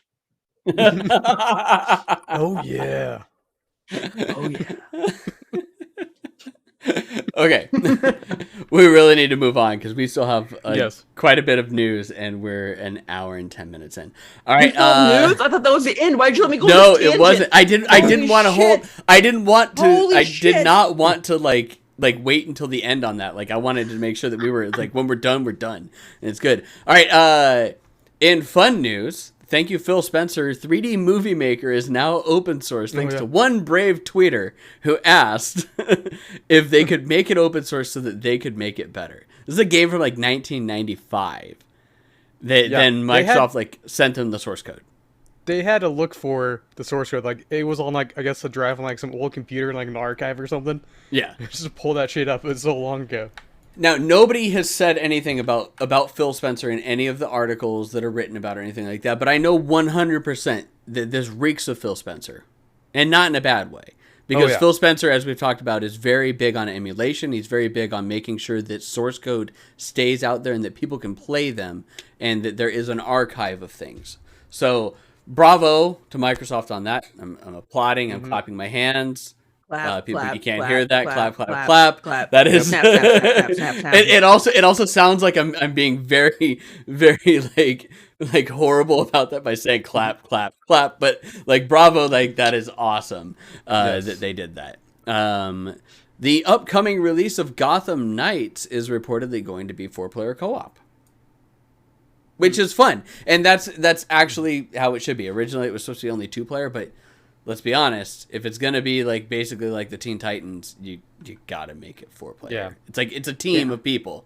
You gotta either make it like 1 player and do it like Guardians of the Galaxy, or you make it 4-player so everybody gets to be a different superhero, which is awesome, and I'm glad that they're able to do that now. Let's see here. Microsoft is supposedly going to be releasing an Xbox streaming stick sometime in the next month or next year, not month, 12 months. The ad wizard that came up with this fucking name. Like, I don't even care. Well, nobody came up with it. They haven't said a name yet. It's just rumors. It's a streaming stick. But the yeah. person that first said that. And then person that first Samsung said that TVs is will so just good. have an app. We don't need the stick. Yes. Although the Stick in Samsung hand. TVs, and I can see that they can do it because they can do the Google service. Mm-hmm. But even that, I mean, I'd still rather have a dedicated one because then you're going to run your best bet. I mean, the question is how much you're going to charge for it. Does it come included if you buy a year's worth of Game Pass? No. This is a peripheral you can buy and you can. No, but have it on. I'm wondering, like, does it if you prepay for a year's worth of Game Pass, do they just give you one for free? So let me ask you this. I would Eric. think it might like, be the other way around. That you buy this, you get like a year or 6 months or something like that. Which it could I be mean, that that's too. It one could and be a half- that too. that's But one and a half, Yeah. half a dozen the other. Yeah. But let me ask you this, Eric. Is this now going to make it so that you can like play your Game Pass anywhere you hook this up to? yes, that's what it would be. Yeah. And what So games that's would work what you're on doing. the streaming portion for Yeah, Xbox. so So, just not the Xbox everything works on the streaming portion, but most of them do. So that's So what it's supposed to be. So that's where you market it to, because that Yeah. is so valuable in itself. And being It's like, right up hey, there you're in a with the hotel, PC guess people. what? Right. Yeah, no, If you that's can make that small, portable, and easy to use. Mm-hmm. Yeah. that's the hope. So that's what I'm wondering is like, do they just give it to you for free if you pay for a year up front? No. I know people right now that would pay for that. Oh, people just to, will. Like, fuck, look at the Stream Deck. Like, it's just like people are gonna pay just for the ability to play their games wherever they want to feel comfortable with. That's a little bit different because you could download, install, and play offline. Yeah. Yes. You're buying an But overglorified Chromecast. Agreed. I mean, and it's just like, well, Jason, you were so against the Stadia and stuff like that. And it's just like, well, it's dumb. Because Stadia was bullshit. This thing's dumb. Stadia did not give you games. Right. You had to buy them Stadia was basically paying for the ability to play games. There's a difference between the God. I want to call it xCloud. I'm going to call it xCloud. You know why? Because I got an error on my fucking laptop for work that there was an xCloud error for syncing my OneDrive stuff. So I'm going to call it xCloud because you know why? It's still ingrained in fucking code. With xCloud, you get games and you play the games. Yep. Whereas Stadia is just, you were basically renting a console at that point. And then you still had to buy games, which is bullshit. That's the reason why Stadia sucked, other than the latency issues. You could get past the latency issues if the games were included with it. But xCloud that's what's is really gonna come down included to. in your service with Microsoft. And you get the games on Game Pass with it. Is it every game? No, it's not. But it's a lot of fucking games. It's a lot of games. A lot of games. games. Shocking It's a lot amount of fucking games. games. Like, you're just like, oh shit. Yeah, it's a shockingly large amount of games. So, you know what? I'm all for it. Again, bolster the fucking Game Pass setup for it. Like that's it, because Game Pass is, while they're not making money hand over fist off of that because of how much they have to pay out on things, it is still the best value in gaming. It is the best thing for the consumer. And that is what I like. And it's probably the only decision out there right now that is happening specifically consumer based. I'm sure that there are other reasons why they're doing it, but it is the most consumer-based decision that's out there in the video game industry right now. That is a very bold statement, Eric, but I am having a hard time thinking of anything else. Yeah. It is the most consumer-based decision that's out there in gaming right now. And I like it. You know what's a bigger? No, you want to know what's a bigger consumer-based decision in gaming? What? The IBIF First NFTs? podcast. Oh, yeah. No, it's not. You know why? Because we can give two shits You're not about the buying. consumers. We don't really care. You're not buying shit. You're not buying anything. Let's be honest here. The podcast is free. You don't even need to be subbed to us to watch it on Twitch, which is where we're at right now. The only thing is every once in a while you get a fucking ad. Although I have most of those turned like all the way down because we'd rather you give your money to charity than give it to like half of it to Amazon and the other half to us, which we end up donating to charity a lot of the We time just anyways, yeah, but that's beside it's the mostly point. just to keep our lights on, and that's about it. And then everything else is charity. Yep. All right. Let's see here. In sad-ish news, Intel graphics cards are reportedly delayed until mid-summer now because they are having driver problems, which is 100% not shocking because that's always been Intel's issue, is driver problems, no matter what.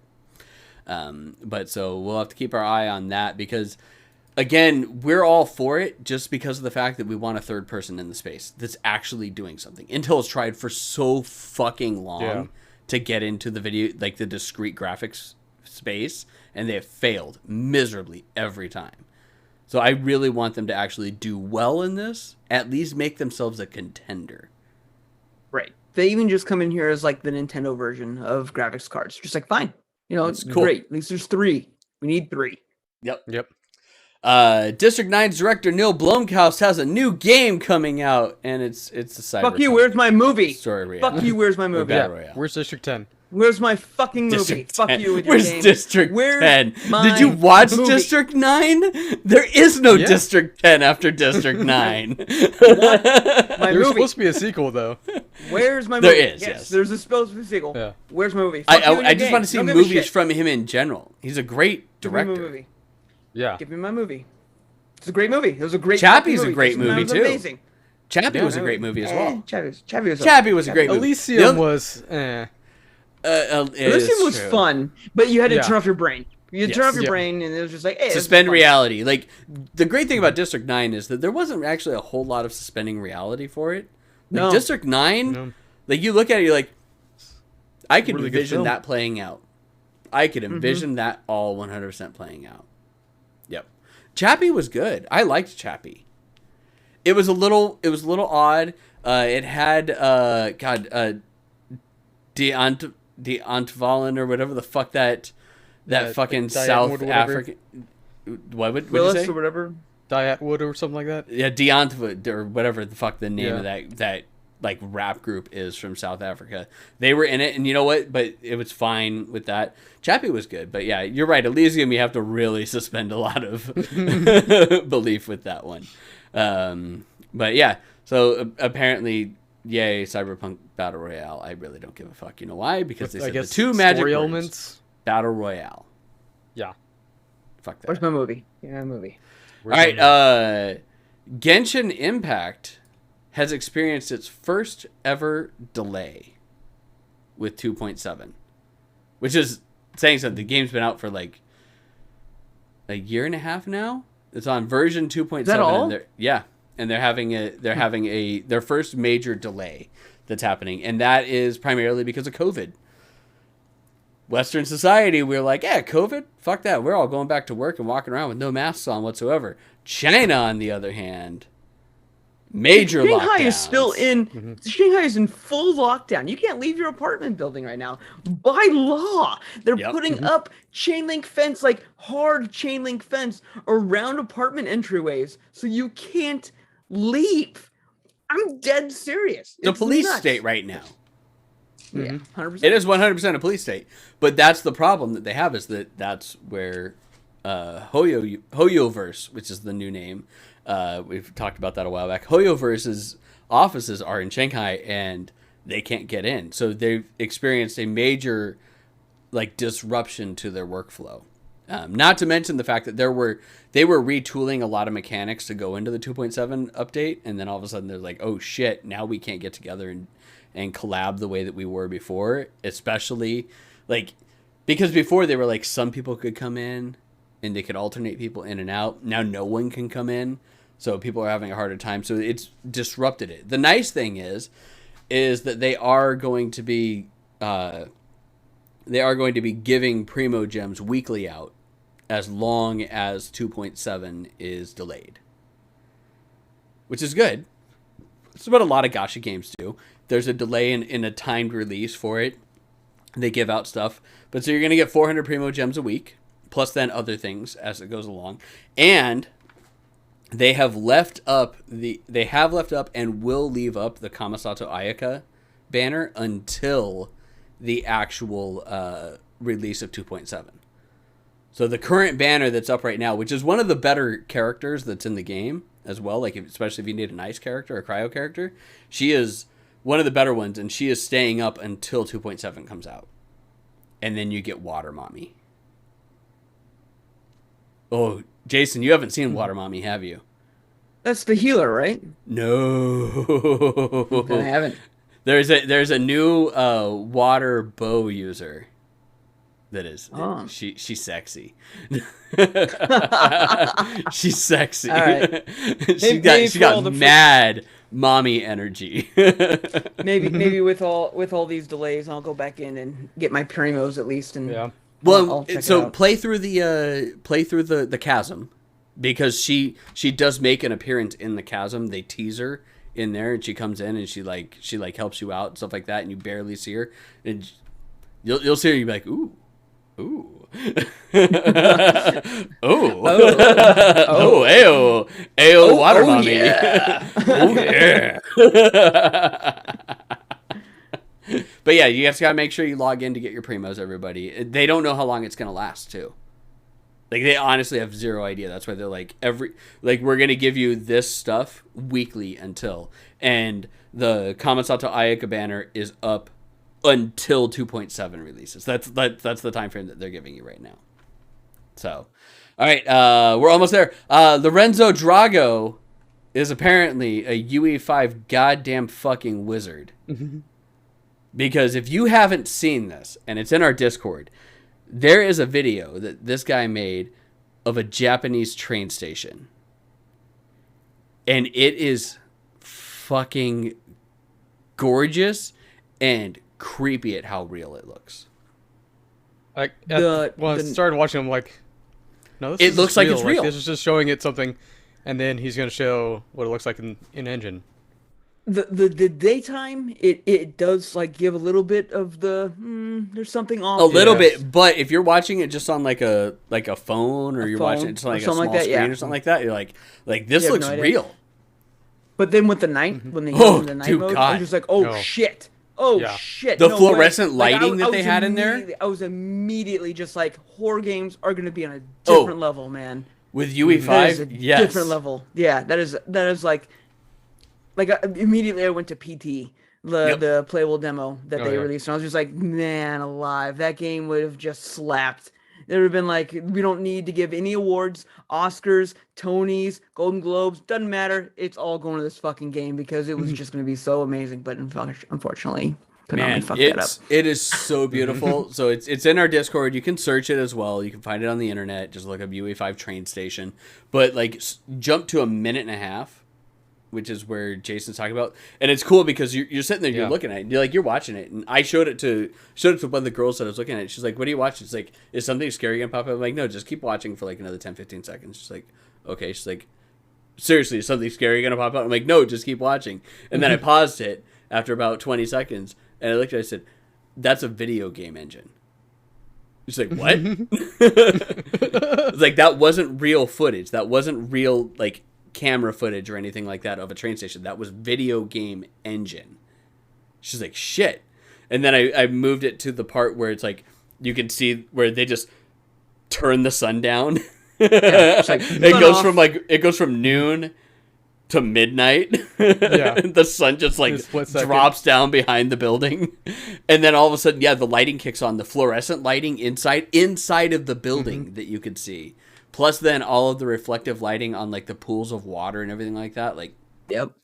And then the sound damn too good. was also Yeah. something I picked up on, which is how you have that. I didn't get a chance to watch it with sound because I was watching it at the office, and I don't have my headphones hooked up to my laptop. I usually have like my Bluetooth headphones connected to my phone, but I really still need to rewatch it for the distant like chatter and stuff like that. And yeah, that's how it what kinda bounces off you were everything. saying, and so it's like I really need to rewatch it just to hear all of that stuff. But it's fucking awesome what people are doing with UE5. I'm not kidding you. It's so great. And we've talked about like previous UE5. ones. Yeah, just watch shit. It's fucking great. All right, and last but not least, definitely not least, is a UK museum has made a no screen look version of GoldenEye. And it only cost roughly about $10,000 worth of hardware. So they are using 4 CRT monitors, and not so. Monitor is a term that's used loosely in when it comes to like the video space. A monitor can also be something that you use for watching like video playback and stuff like that that has like true coloring and everything like that. So they're using very expensive CRT monitors to actually have these set up, and then they've got these giant fucking server rack screen stitchers set up. So what they did is they took an N64, routed it into a screen stitcher, put it into quadrants, and then broke those quadrants up and routed them back to the individual monitors, so that then you can actually see each quadrant of the screen and have a no screen look GoldenEye play. That's ridiculous.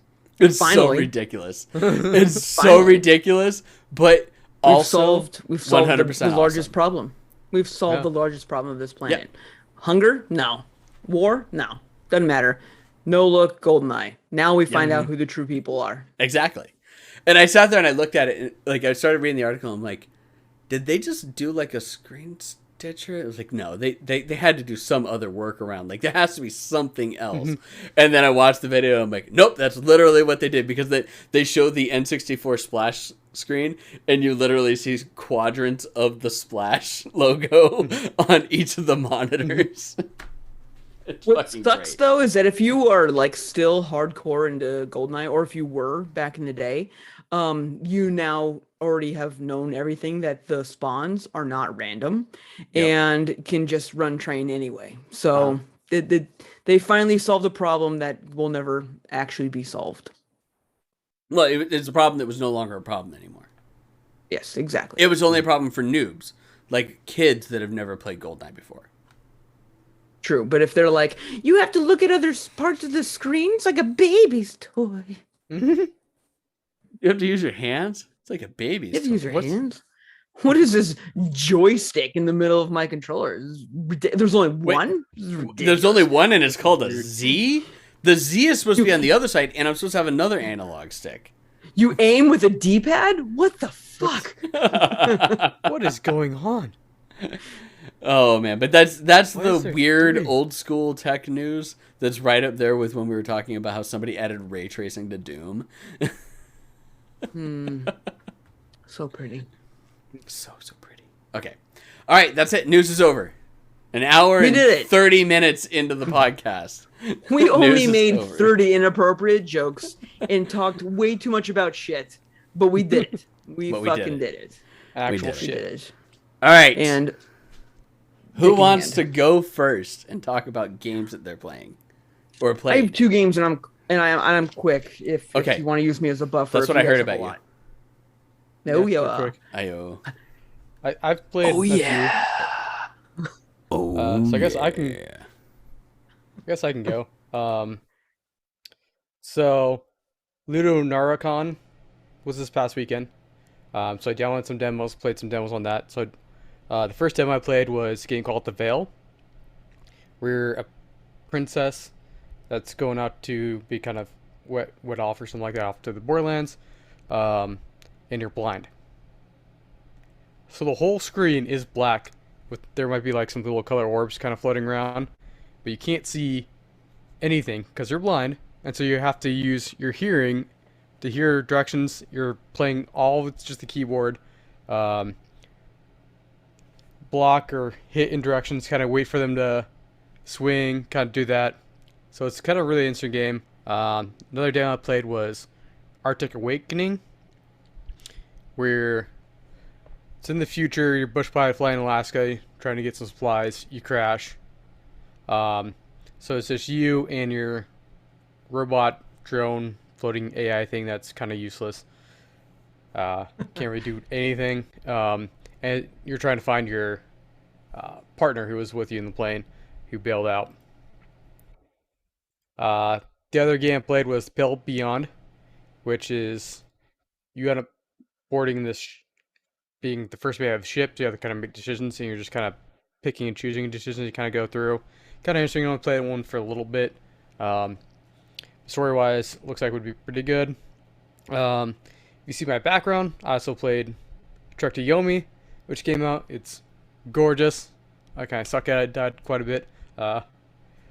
But it's a side-scrolling game, but in 3D, black and white, like an old samurai kind of film. And it's like it's honestly it's like the shittiest polygons that you could possibly have in this day and age, but it looks so fucking beautiful because it's in black and white. It's one of those things of where like if you really look at it, it looks like dog shit. But man, like because it's in black and white, it just looks so fucking amazing. Yeah. It's really pretty. So you as you kind of progress, you learn different combos or you like shurikens and stuff like that. Going through.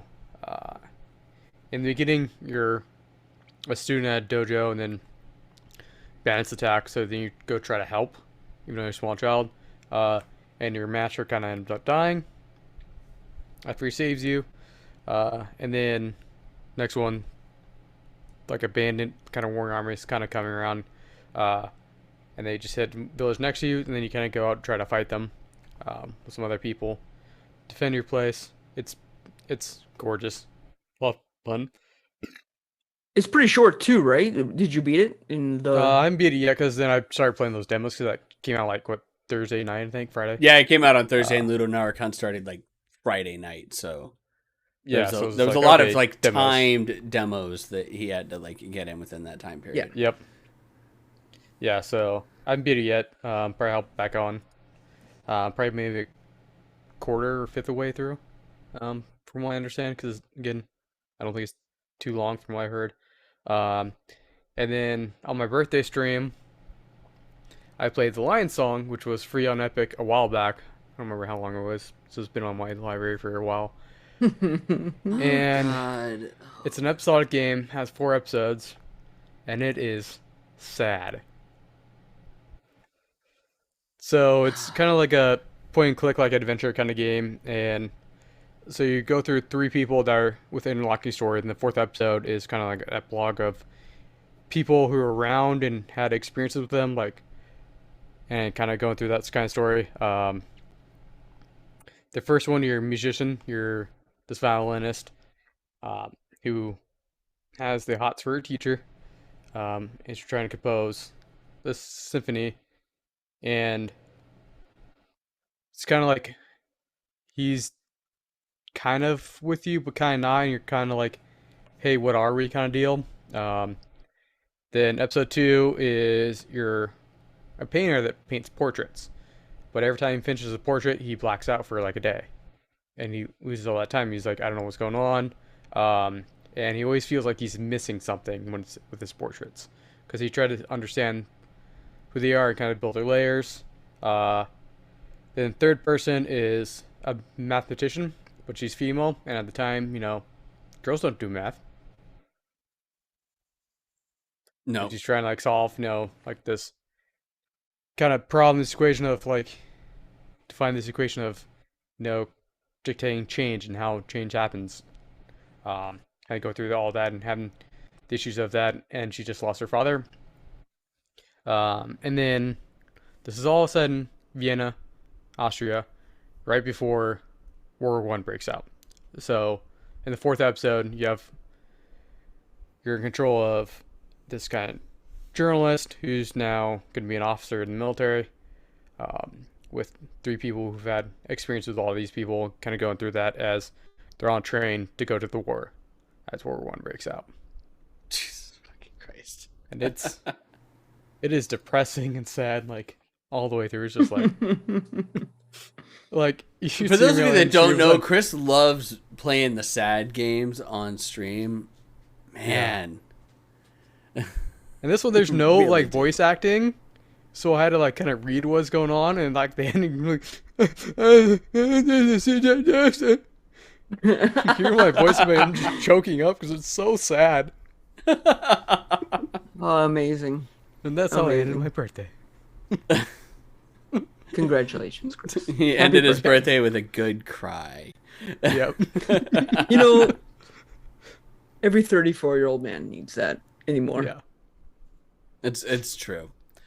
I mean, at least you're having a solid reason for crying, as opposed to just sitting there by yourself crying in the dark. Yeah.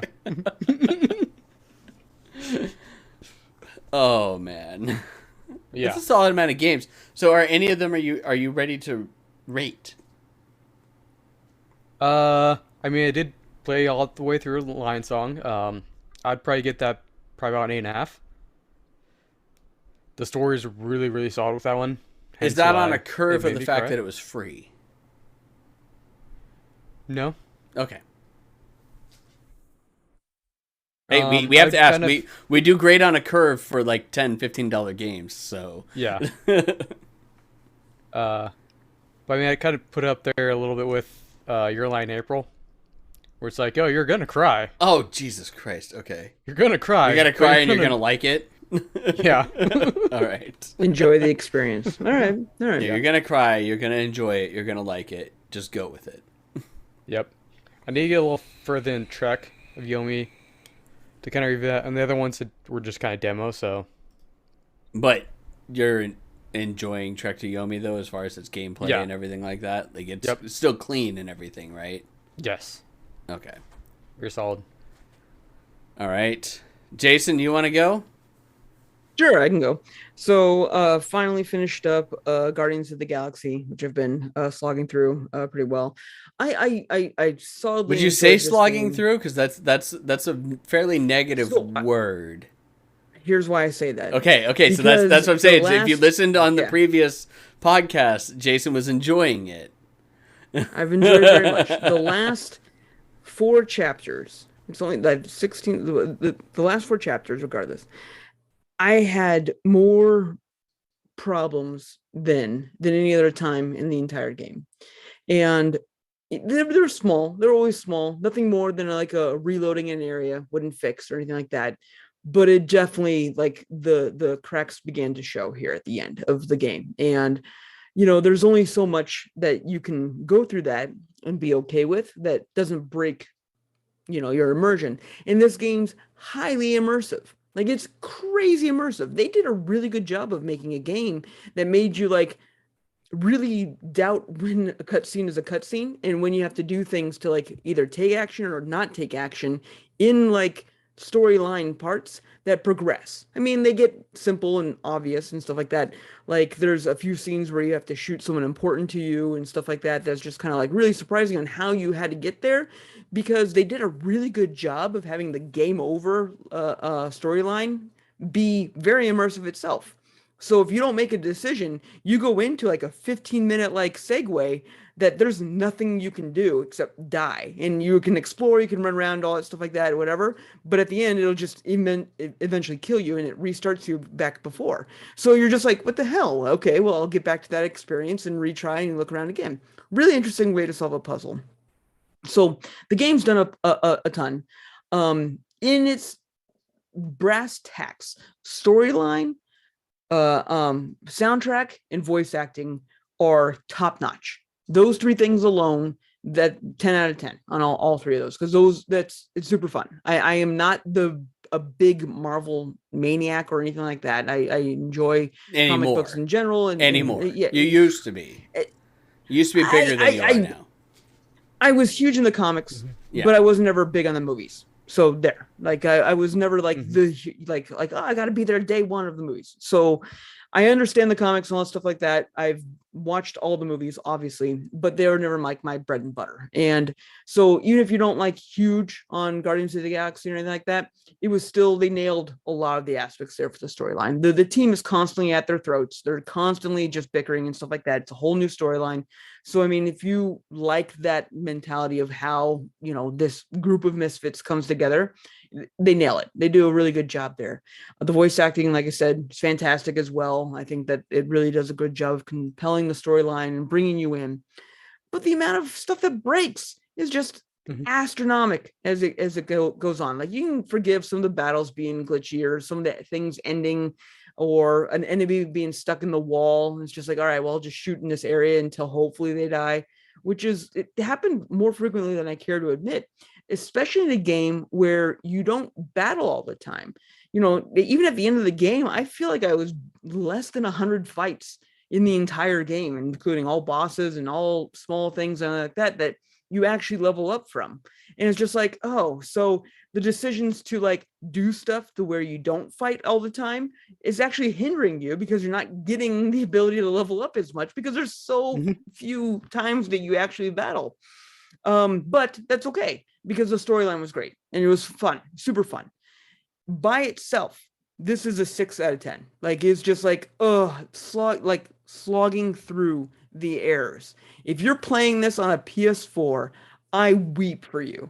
The load times are out of this world, and if it's breaking as much as it was breaking for me at the end there, your patience is going to be through the roof. Like, you're not going to be able to just sit there because it's seriously more than a minute or two load times, if not even higher. And so it's just like that's unacceptable in my opinion. It's an Imgur game.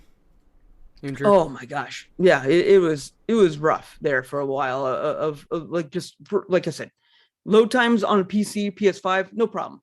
That PS4 stuff, I can't imagine going through this because I was reloading. I was reloading a lot, like manually reloading because just like I can't do anything because my people aren't here.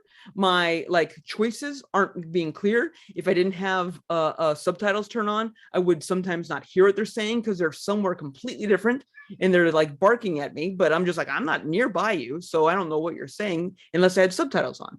Tons of little errors like that. So by itself, 6 out of 10. Now, if you have Game Pass, easily bumps it another point. This is a 7. If you have Game Pass, play it. Well worth the price of that. It's fun. It's worth a play on Game Pass. It's worth playing on Game Pass. Go do that, like 100%. Like my brother-in-law is massive Marvel fan, like massive movie Marvel fan, like all that stuff like that. And I was like, I started playing this and I was like, I have to buy this for him, like immediately. I have to do it. And I put it in my Amazon cart and all stuff like that, ready to ship it off to him and whatever. And then I got to the end here and he plays on a PS4. So I was like, I'm not going to do that. I'm not going to actually give it to him because I feel like that would be more of a punishment. Question. So I'm just going to throw this out there.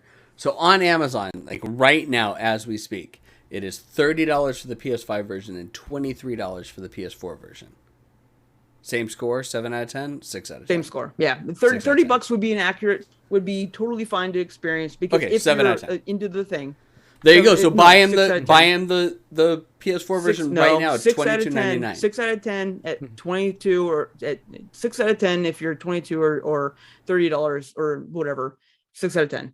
I don't want to send him a 6 out of 10. I don't want to be like the video game guy sending him a 6 out of 10 game because he's going to be like, "Fuck you, Jason." You just he might like really this. like it though. I think he really would. I think he really would like it just because that's worth the random gift of like, hey there, brother-in-law, I love you.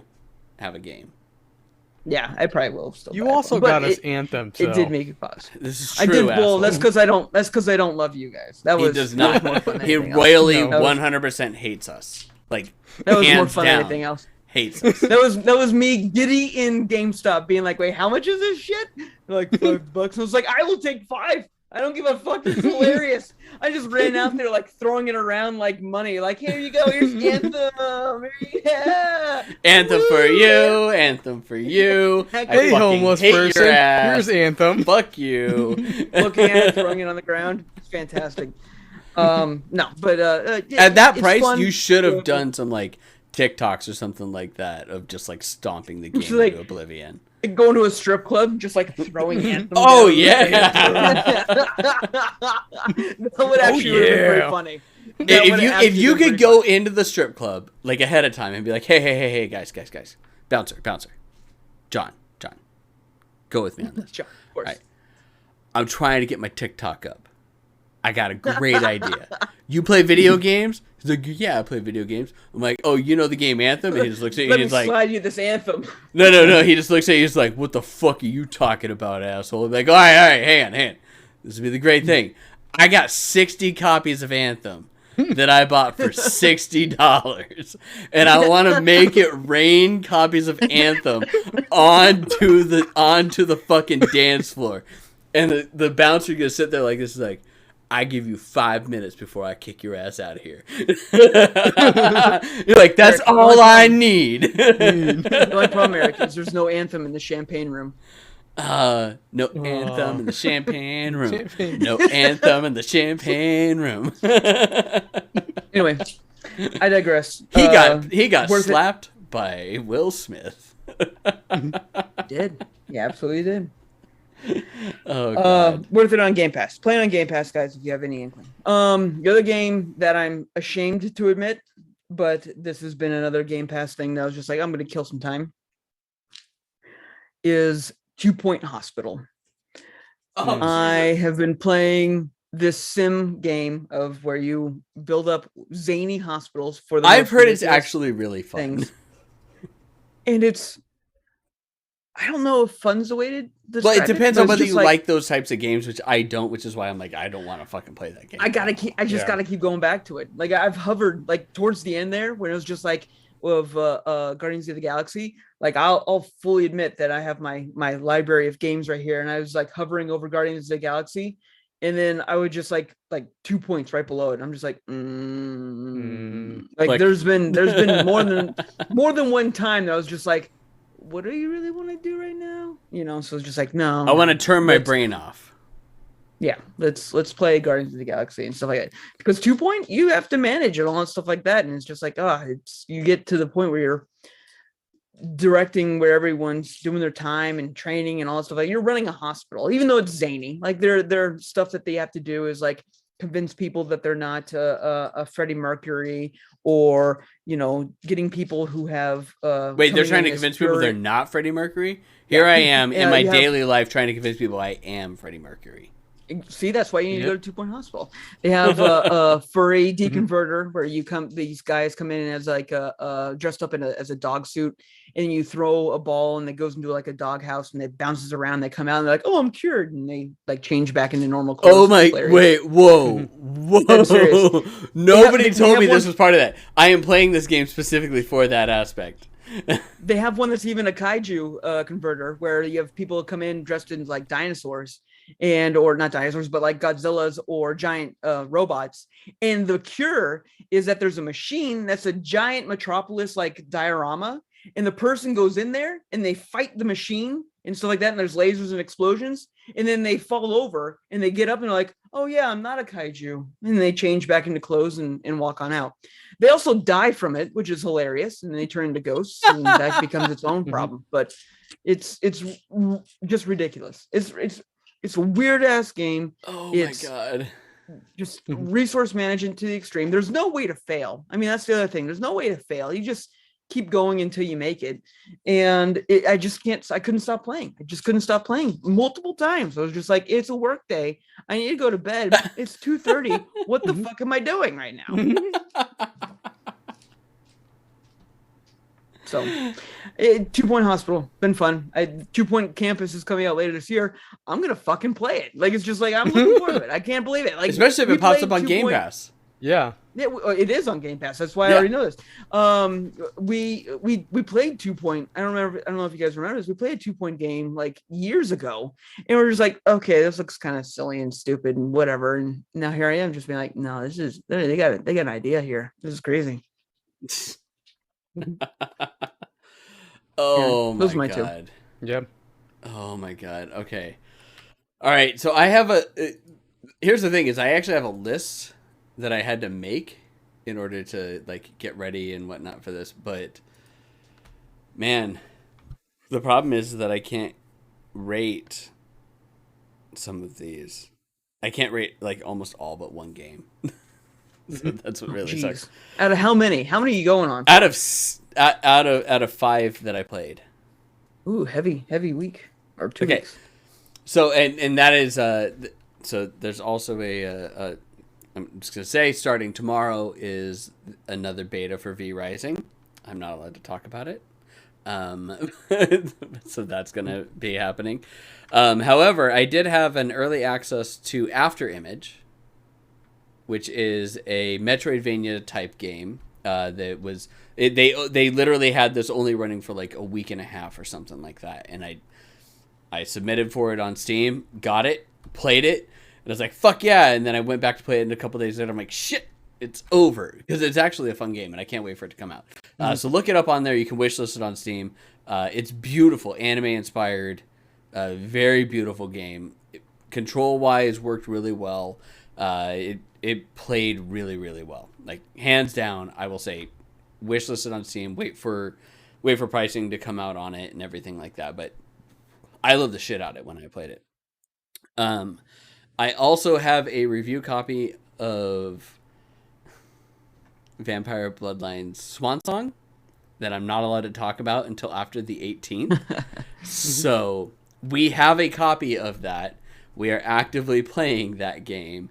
I cannot say anything other than that. So check back in with us in 2 weeks for the podcast. And also on stream starting on the 18th, which is when we'll be able to actually stream it. And you'll be able to see information. I want to talk about this game, but I can't. It pisses me off that I can't.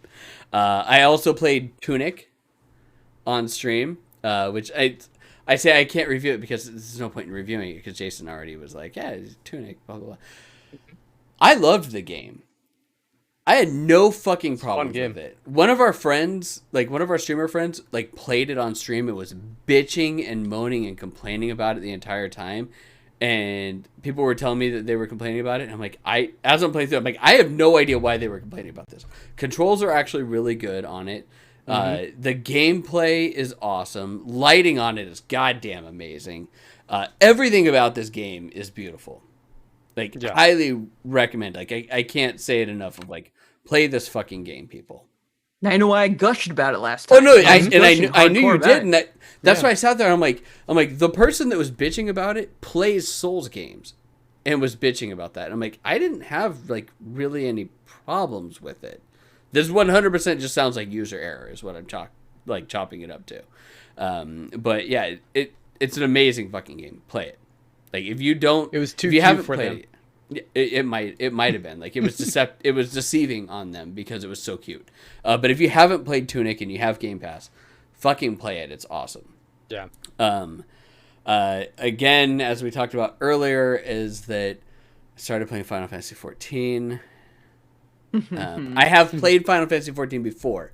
This is not something new. We talked about it like years back. I was in the beta for A Realm Reborn, which it worked really well. I liked it. Graphically, it worked well. Gameplay-wise, worked extremely well. I played that on the PlayStation, and controls with a controller worked really well. Controls with keyboard obviously work extremely well because you have like, if controls on a keyboard don't work really well, there's something wrong with the game when it comes to an MMO because there's just so many fucking keys. Like everything's hot mappable. The one thing that I will say though is that they released a new camera-based control system that fucking sucks with keyboard and mouse. Like it is horrible. I had to switch it off and I sat there and like I was talking with Bulldog and Whale and I was like, dude, like I don't understand what's going on. I may have to switch the controller because these fucking controls suck. And Whale just goes, oh no. You need to switch it to Legacy. You know what I mean? Switch to Legacy, boom, immediately. Controls are tight, work perfectly fine. I'm like, okay, cool. I can put this keyboard and mouse. I'm perfectly fine with it. And that's because it's like, yeah, if you're doing forward, back, left, right like that, and like you're trying to just move around in a circle, the newer control system is just fucking bullshit. I don't understand why they added it to begin with. And nobody does. Like, when I was talking to Whale, Bulldog, they're all like, yeah, I don't know why they added it. It sucks. Everybody switches back to Legacy. Like, it's just stupid that that's, like, the standard. The other only problem that I had with it is that I have my controller set up for it, and at one point I told it that I wanted to utilize the controller, and the game crashed on me mid like character creation. So then I went back into it, and my character creation screen and everything else was locked until I could get into the game and turn it off of control. I had to turn controller capabilities completely off on it, and it was locked at crotch shots. And I mean like serious crotch shots, like upskirt crotch shots.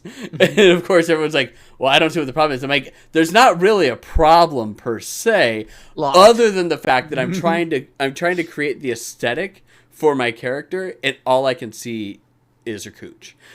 I'm like, that's the only real problem. I will play the game like this entirely. And that's there's 30 okay. customization options for this. This is great. Yeah. I'm like, I will play the game entirely like this, but I also want to make sure that the rest of her is cute.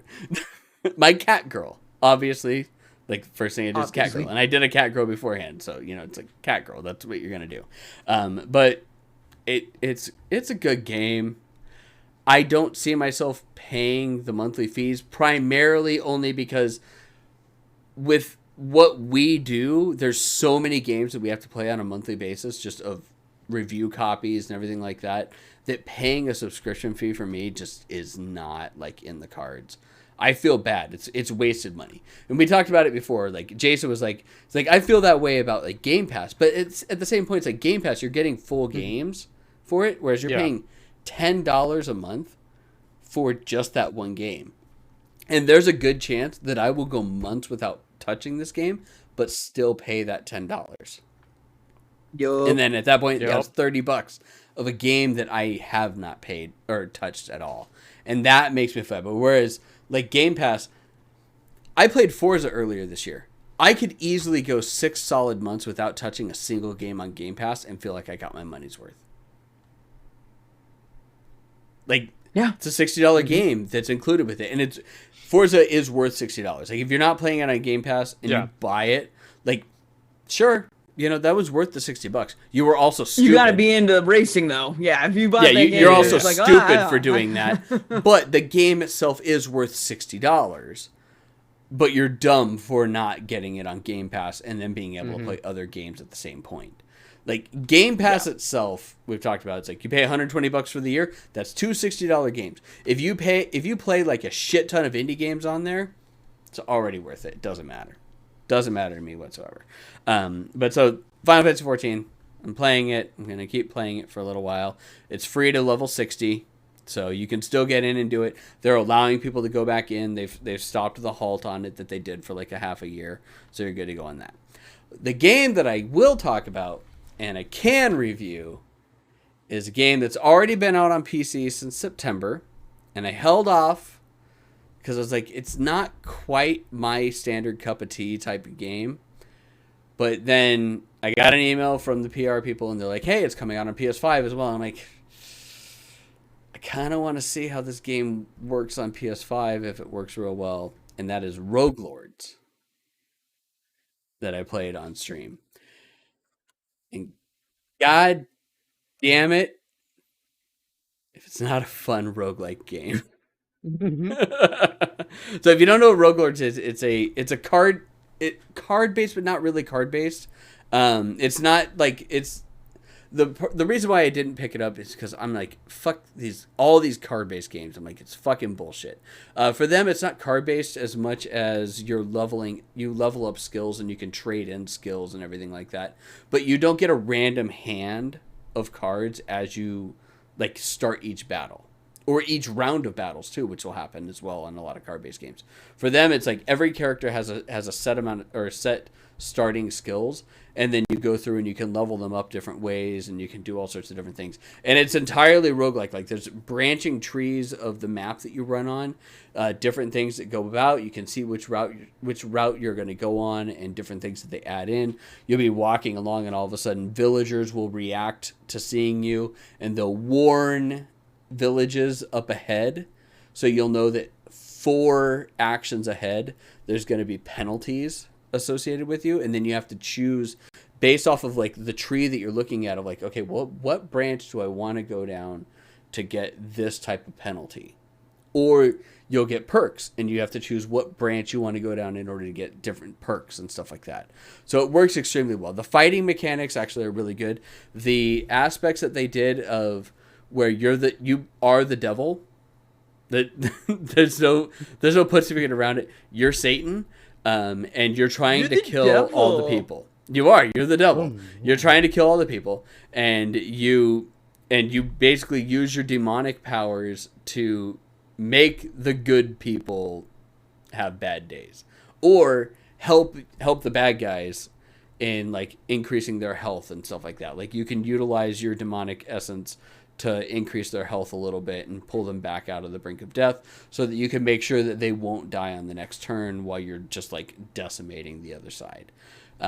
It's not easy. It's not an easy game at all by any stretch. They definitely make it so that you have to really, really fight. And there is an essence of things like a lot of other roguelikes to where you continually go through and you build up like additional characters. You unlock certain perks that can continue to go on, that you can start a level out with and things like that. But for the most part, you start a mission and you have to go all the way through the night, which is like 16 battles or 16 layers worth of things to do, or more. It might have been more than that, in order to finish off a fucking night. And then you get whatever the relic is within that. And you get all these relics, you fight different battles and everything like that along the way. It's really well done. There's some voice acting, some just like standard text acting, or text-based setups for it. There's a lot of like really cool things that you can do, and different ways that the bad guys that you choose for your party will interact with each other and then get certain perks throughout the way. So they have like these interactive points where you meet up and you go through, and it's like, so you have like, you choose Dracula is going to go do something in this narrative scene. And then you can use your demonic essence to increase the probability that something will work within that. And then you get additional perks to go along with that. Plus then the perks that you get at the end. But if you choose specific ones, and they don't tell you which ones are which, if you choose specific ones, then another character will come in and interact with them at the end of it, and then they'll get additional perks that go on for it. So you're getting like a very like RPG, like granular level roguelike with it. And you get like all of your characters start perking up within that as well. It's very, very worth the play, in my opinion, especially if you like roguelike games. I forget exactly how much it is, so bear with me 1 second. I think it's a $20 game. $25 game that you can buy on Steam or on PlayStation. If it were 20, I'd give it a little bit of a higher score. At 25, I'm going to give it a 7.5 out of 10. The narration's good. Gameplay is awesome. The graphics are good. It's not for everybody. And some of the stuff in there is really annoying. Like one of the characters you start out with, the Headless Horseman, he has to get attacked 5 times before he can enact one of his base attacks. And I'm like, that's just dumb. So there's certain things that are really, really annoying with it, but it's a fun game and it's a fun like playthrough for it. So I highly recommend, especially if you like roguelike games. But like I said, a 7.5 out of 10. And we got this one from Home Run PR. This was a supplied game. I did not pay for it.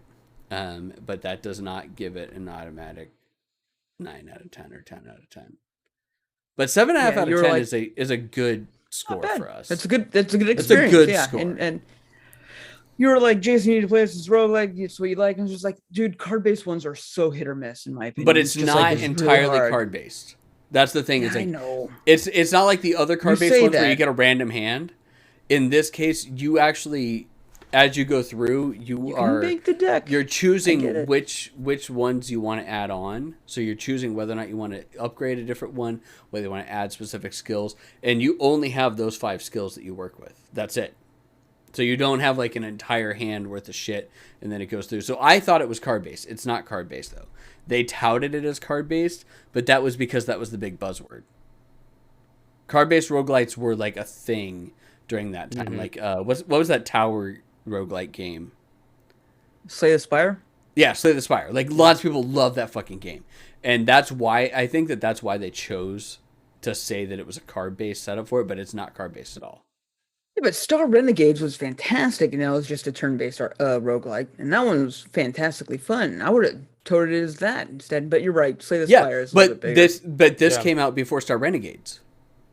Star Renegades came out in December. Oh, you're right, because this is the PS5 version. That's right. Yeah. So this game came out in September, and they touted it as a card-based setup for it, which again is what turned me off initially from it. So this is, I think that saying that it is more of an RPG-based setup for it is definitely the better way to go than saying that it's card-based. And it's complete turn-based. You have a very specific amount of stamina that you as the villains get to use, not just individual characters. You only get so many moves that you have to do, and you have to pick and choose what you're going to do within that. So I think that it's well worth the play on your part, Jason. I think that you'll like it. Word. Nice. But that's it. The games that I can't talk about,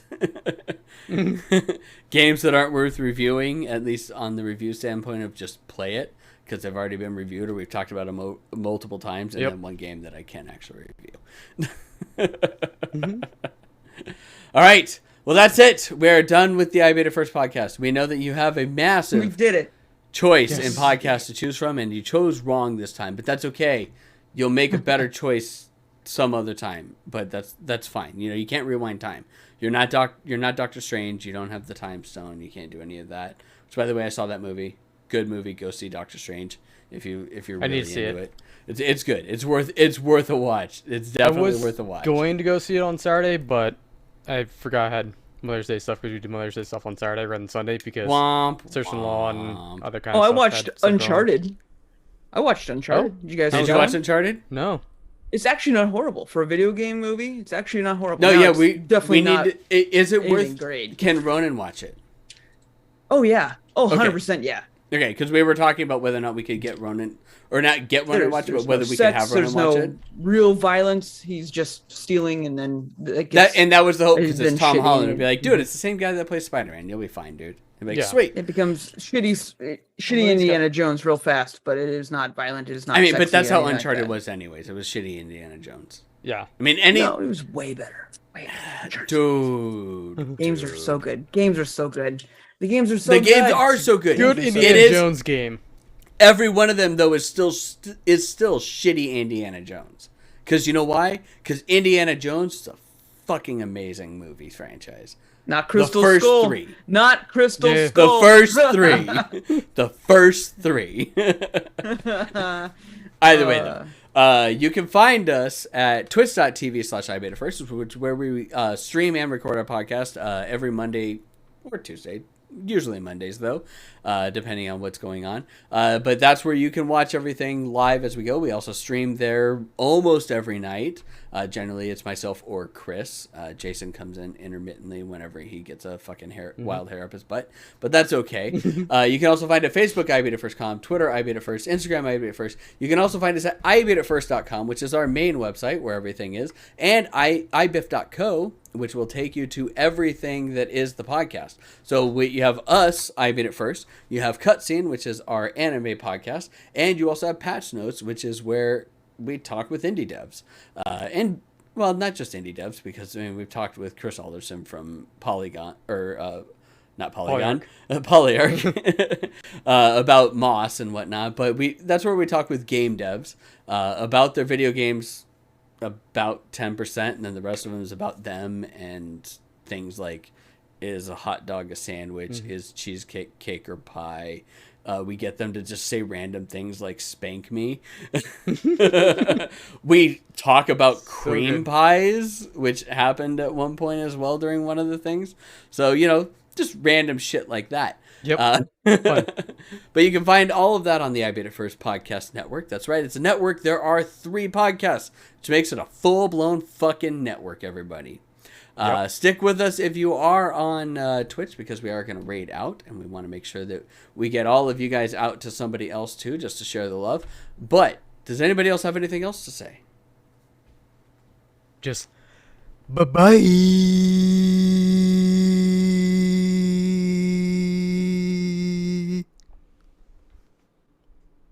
It's a pretty good one. Not gonna lie.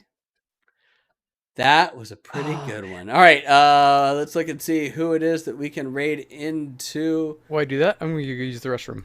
Okay, really need to pee. Well, you go do that. Enjoy. All right. See you later, Chris. Probably. Bye, Chris. I think we're gonna raid into.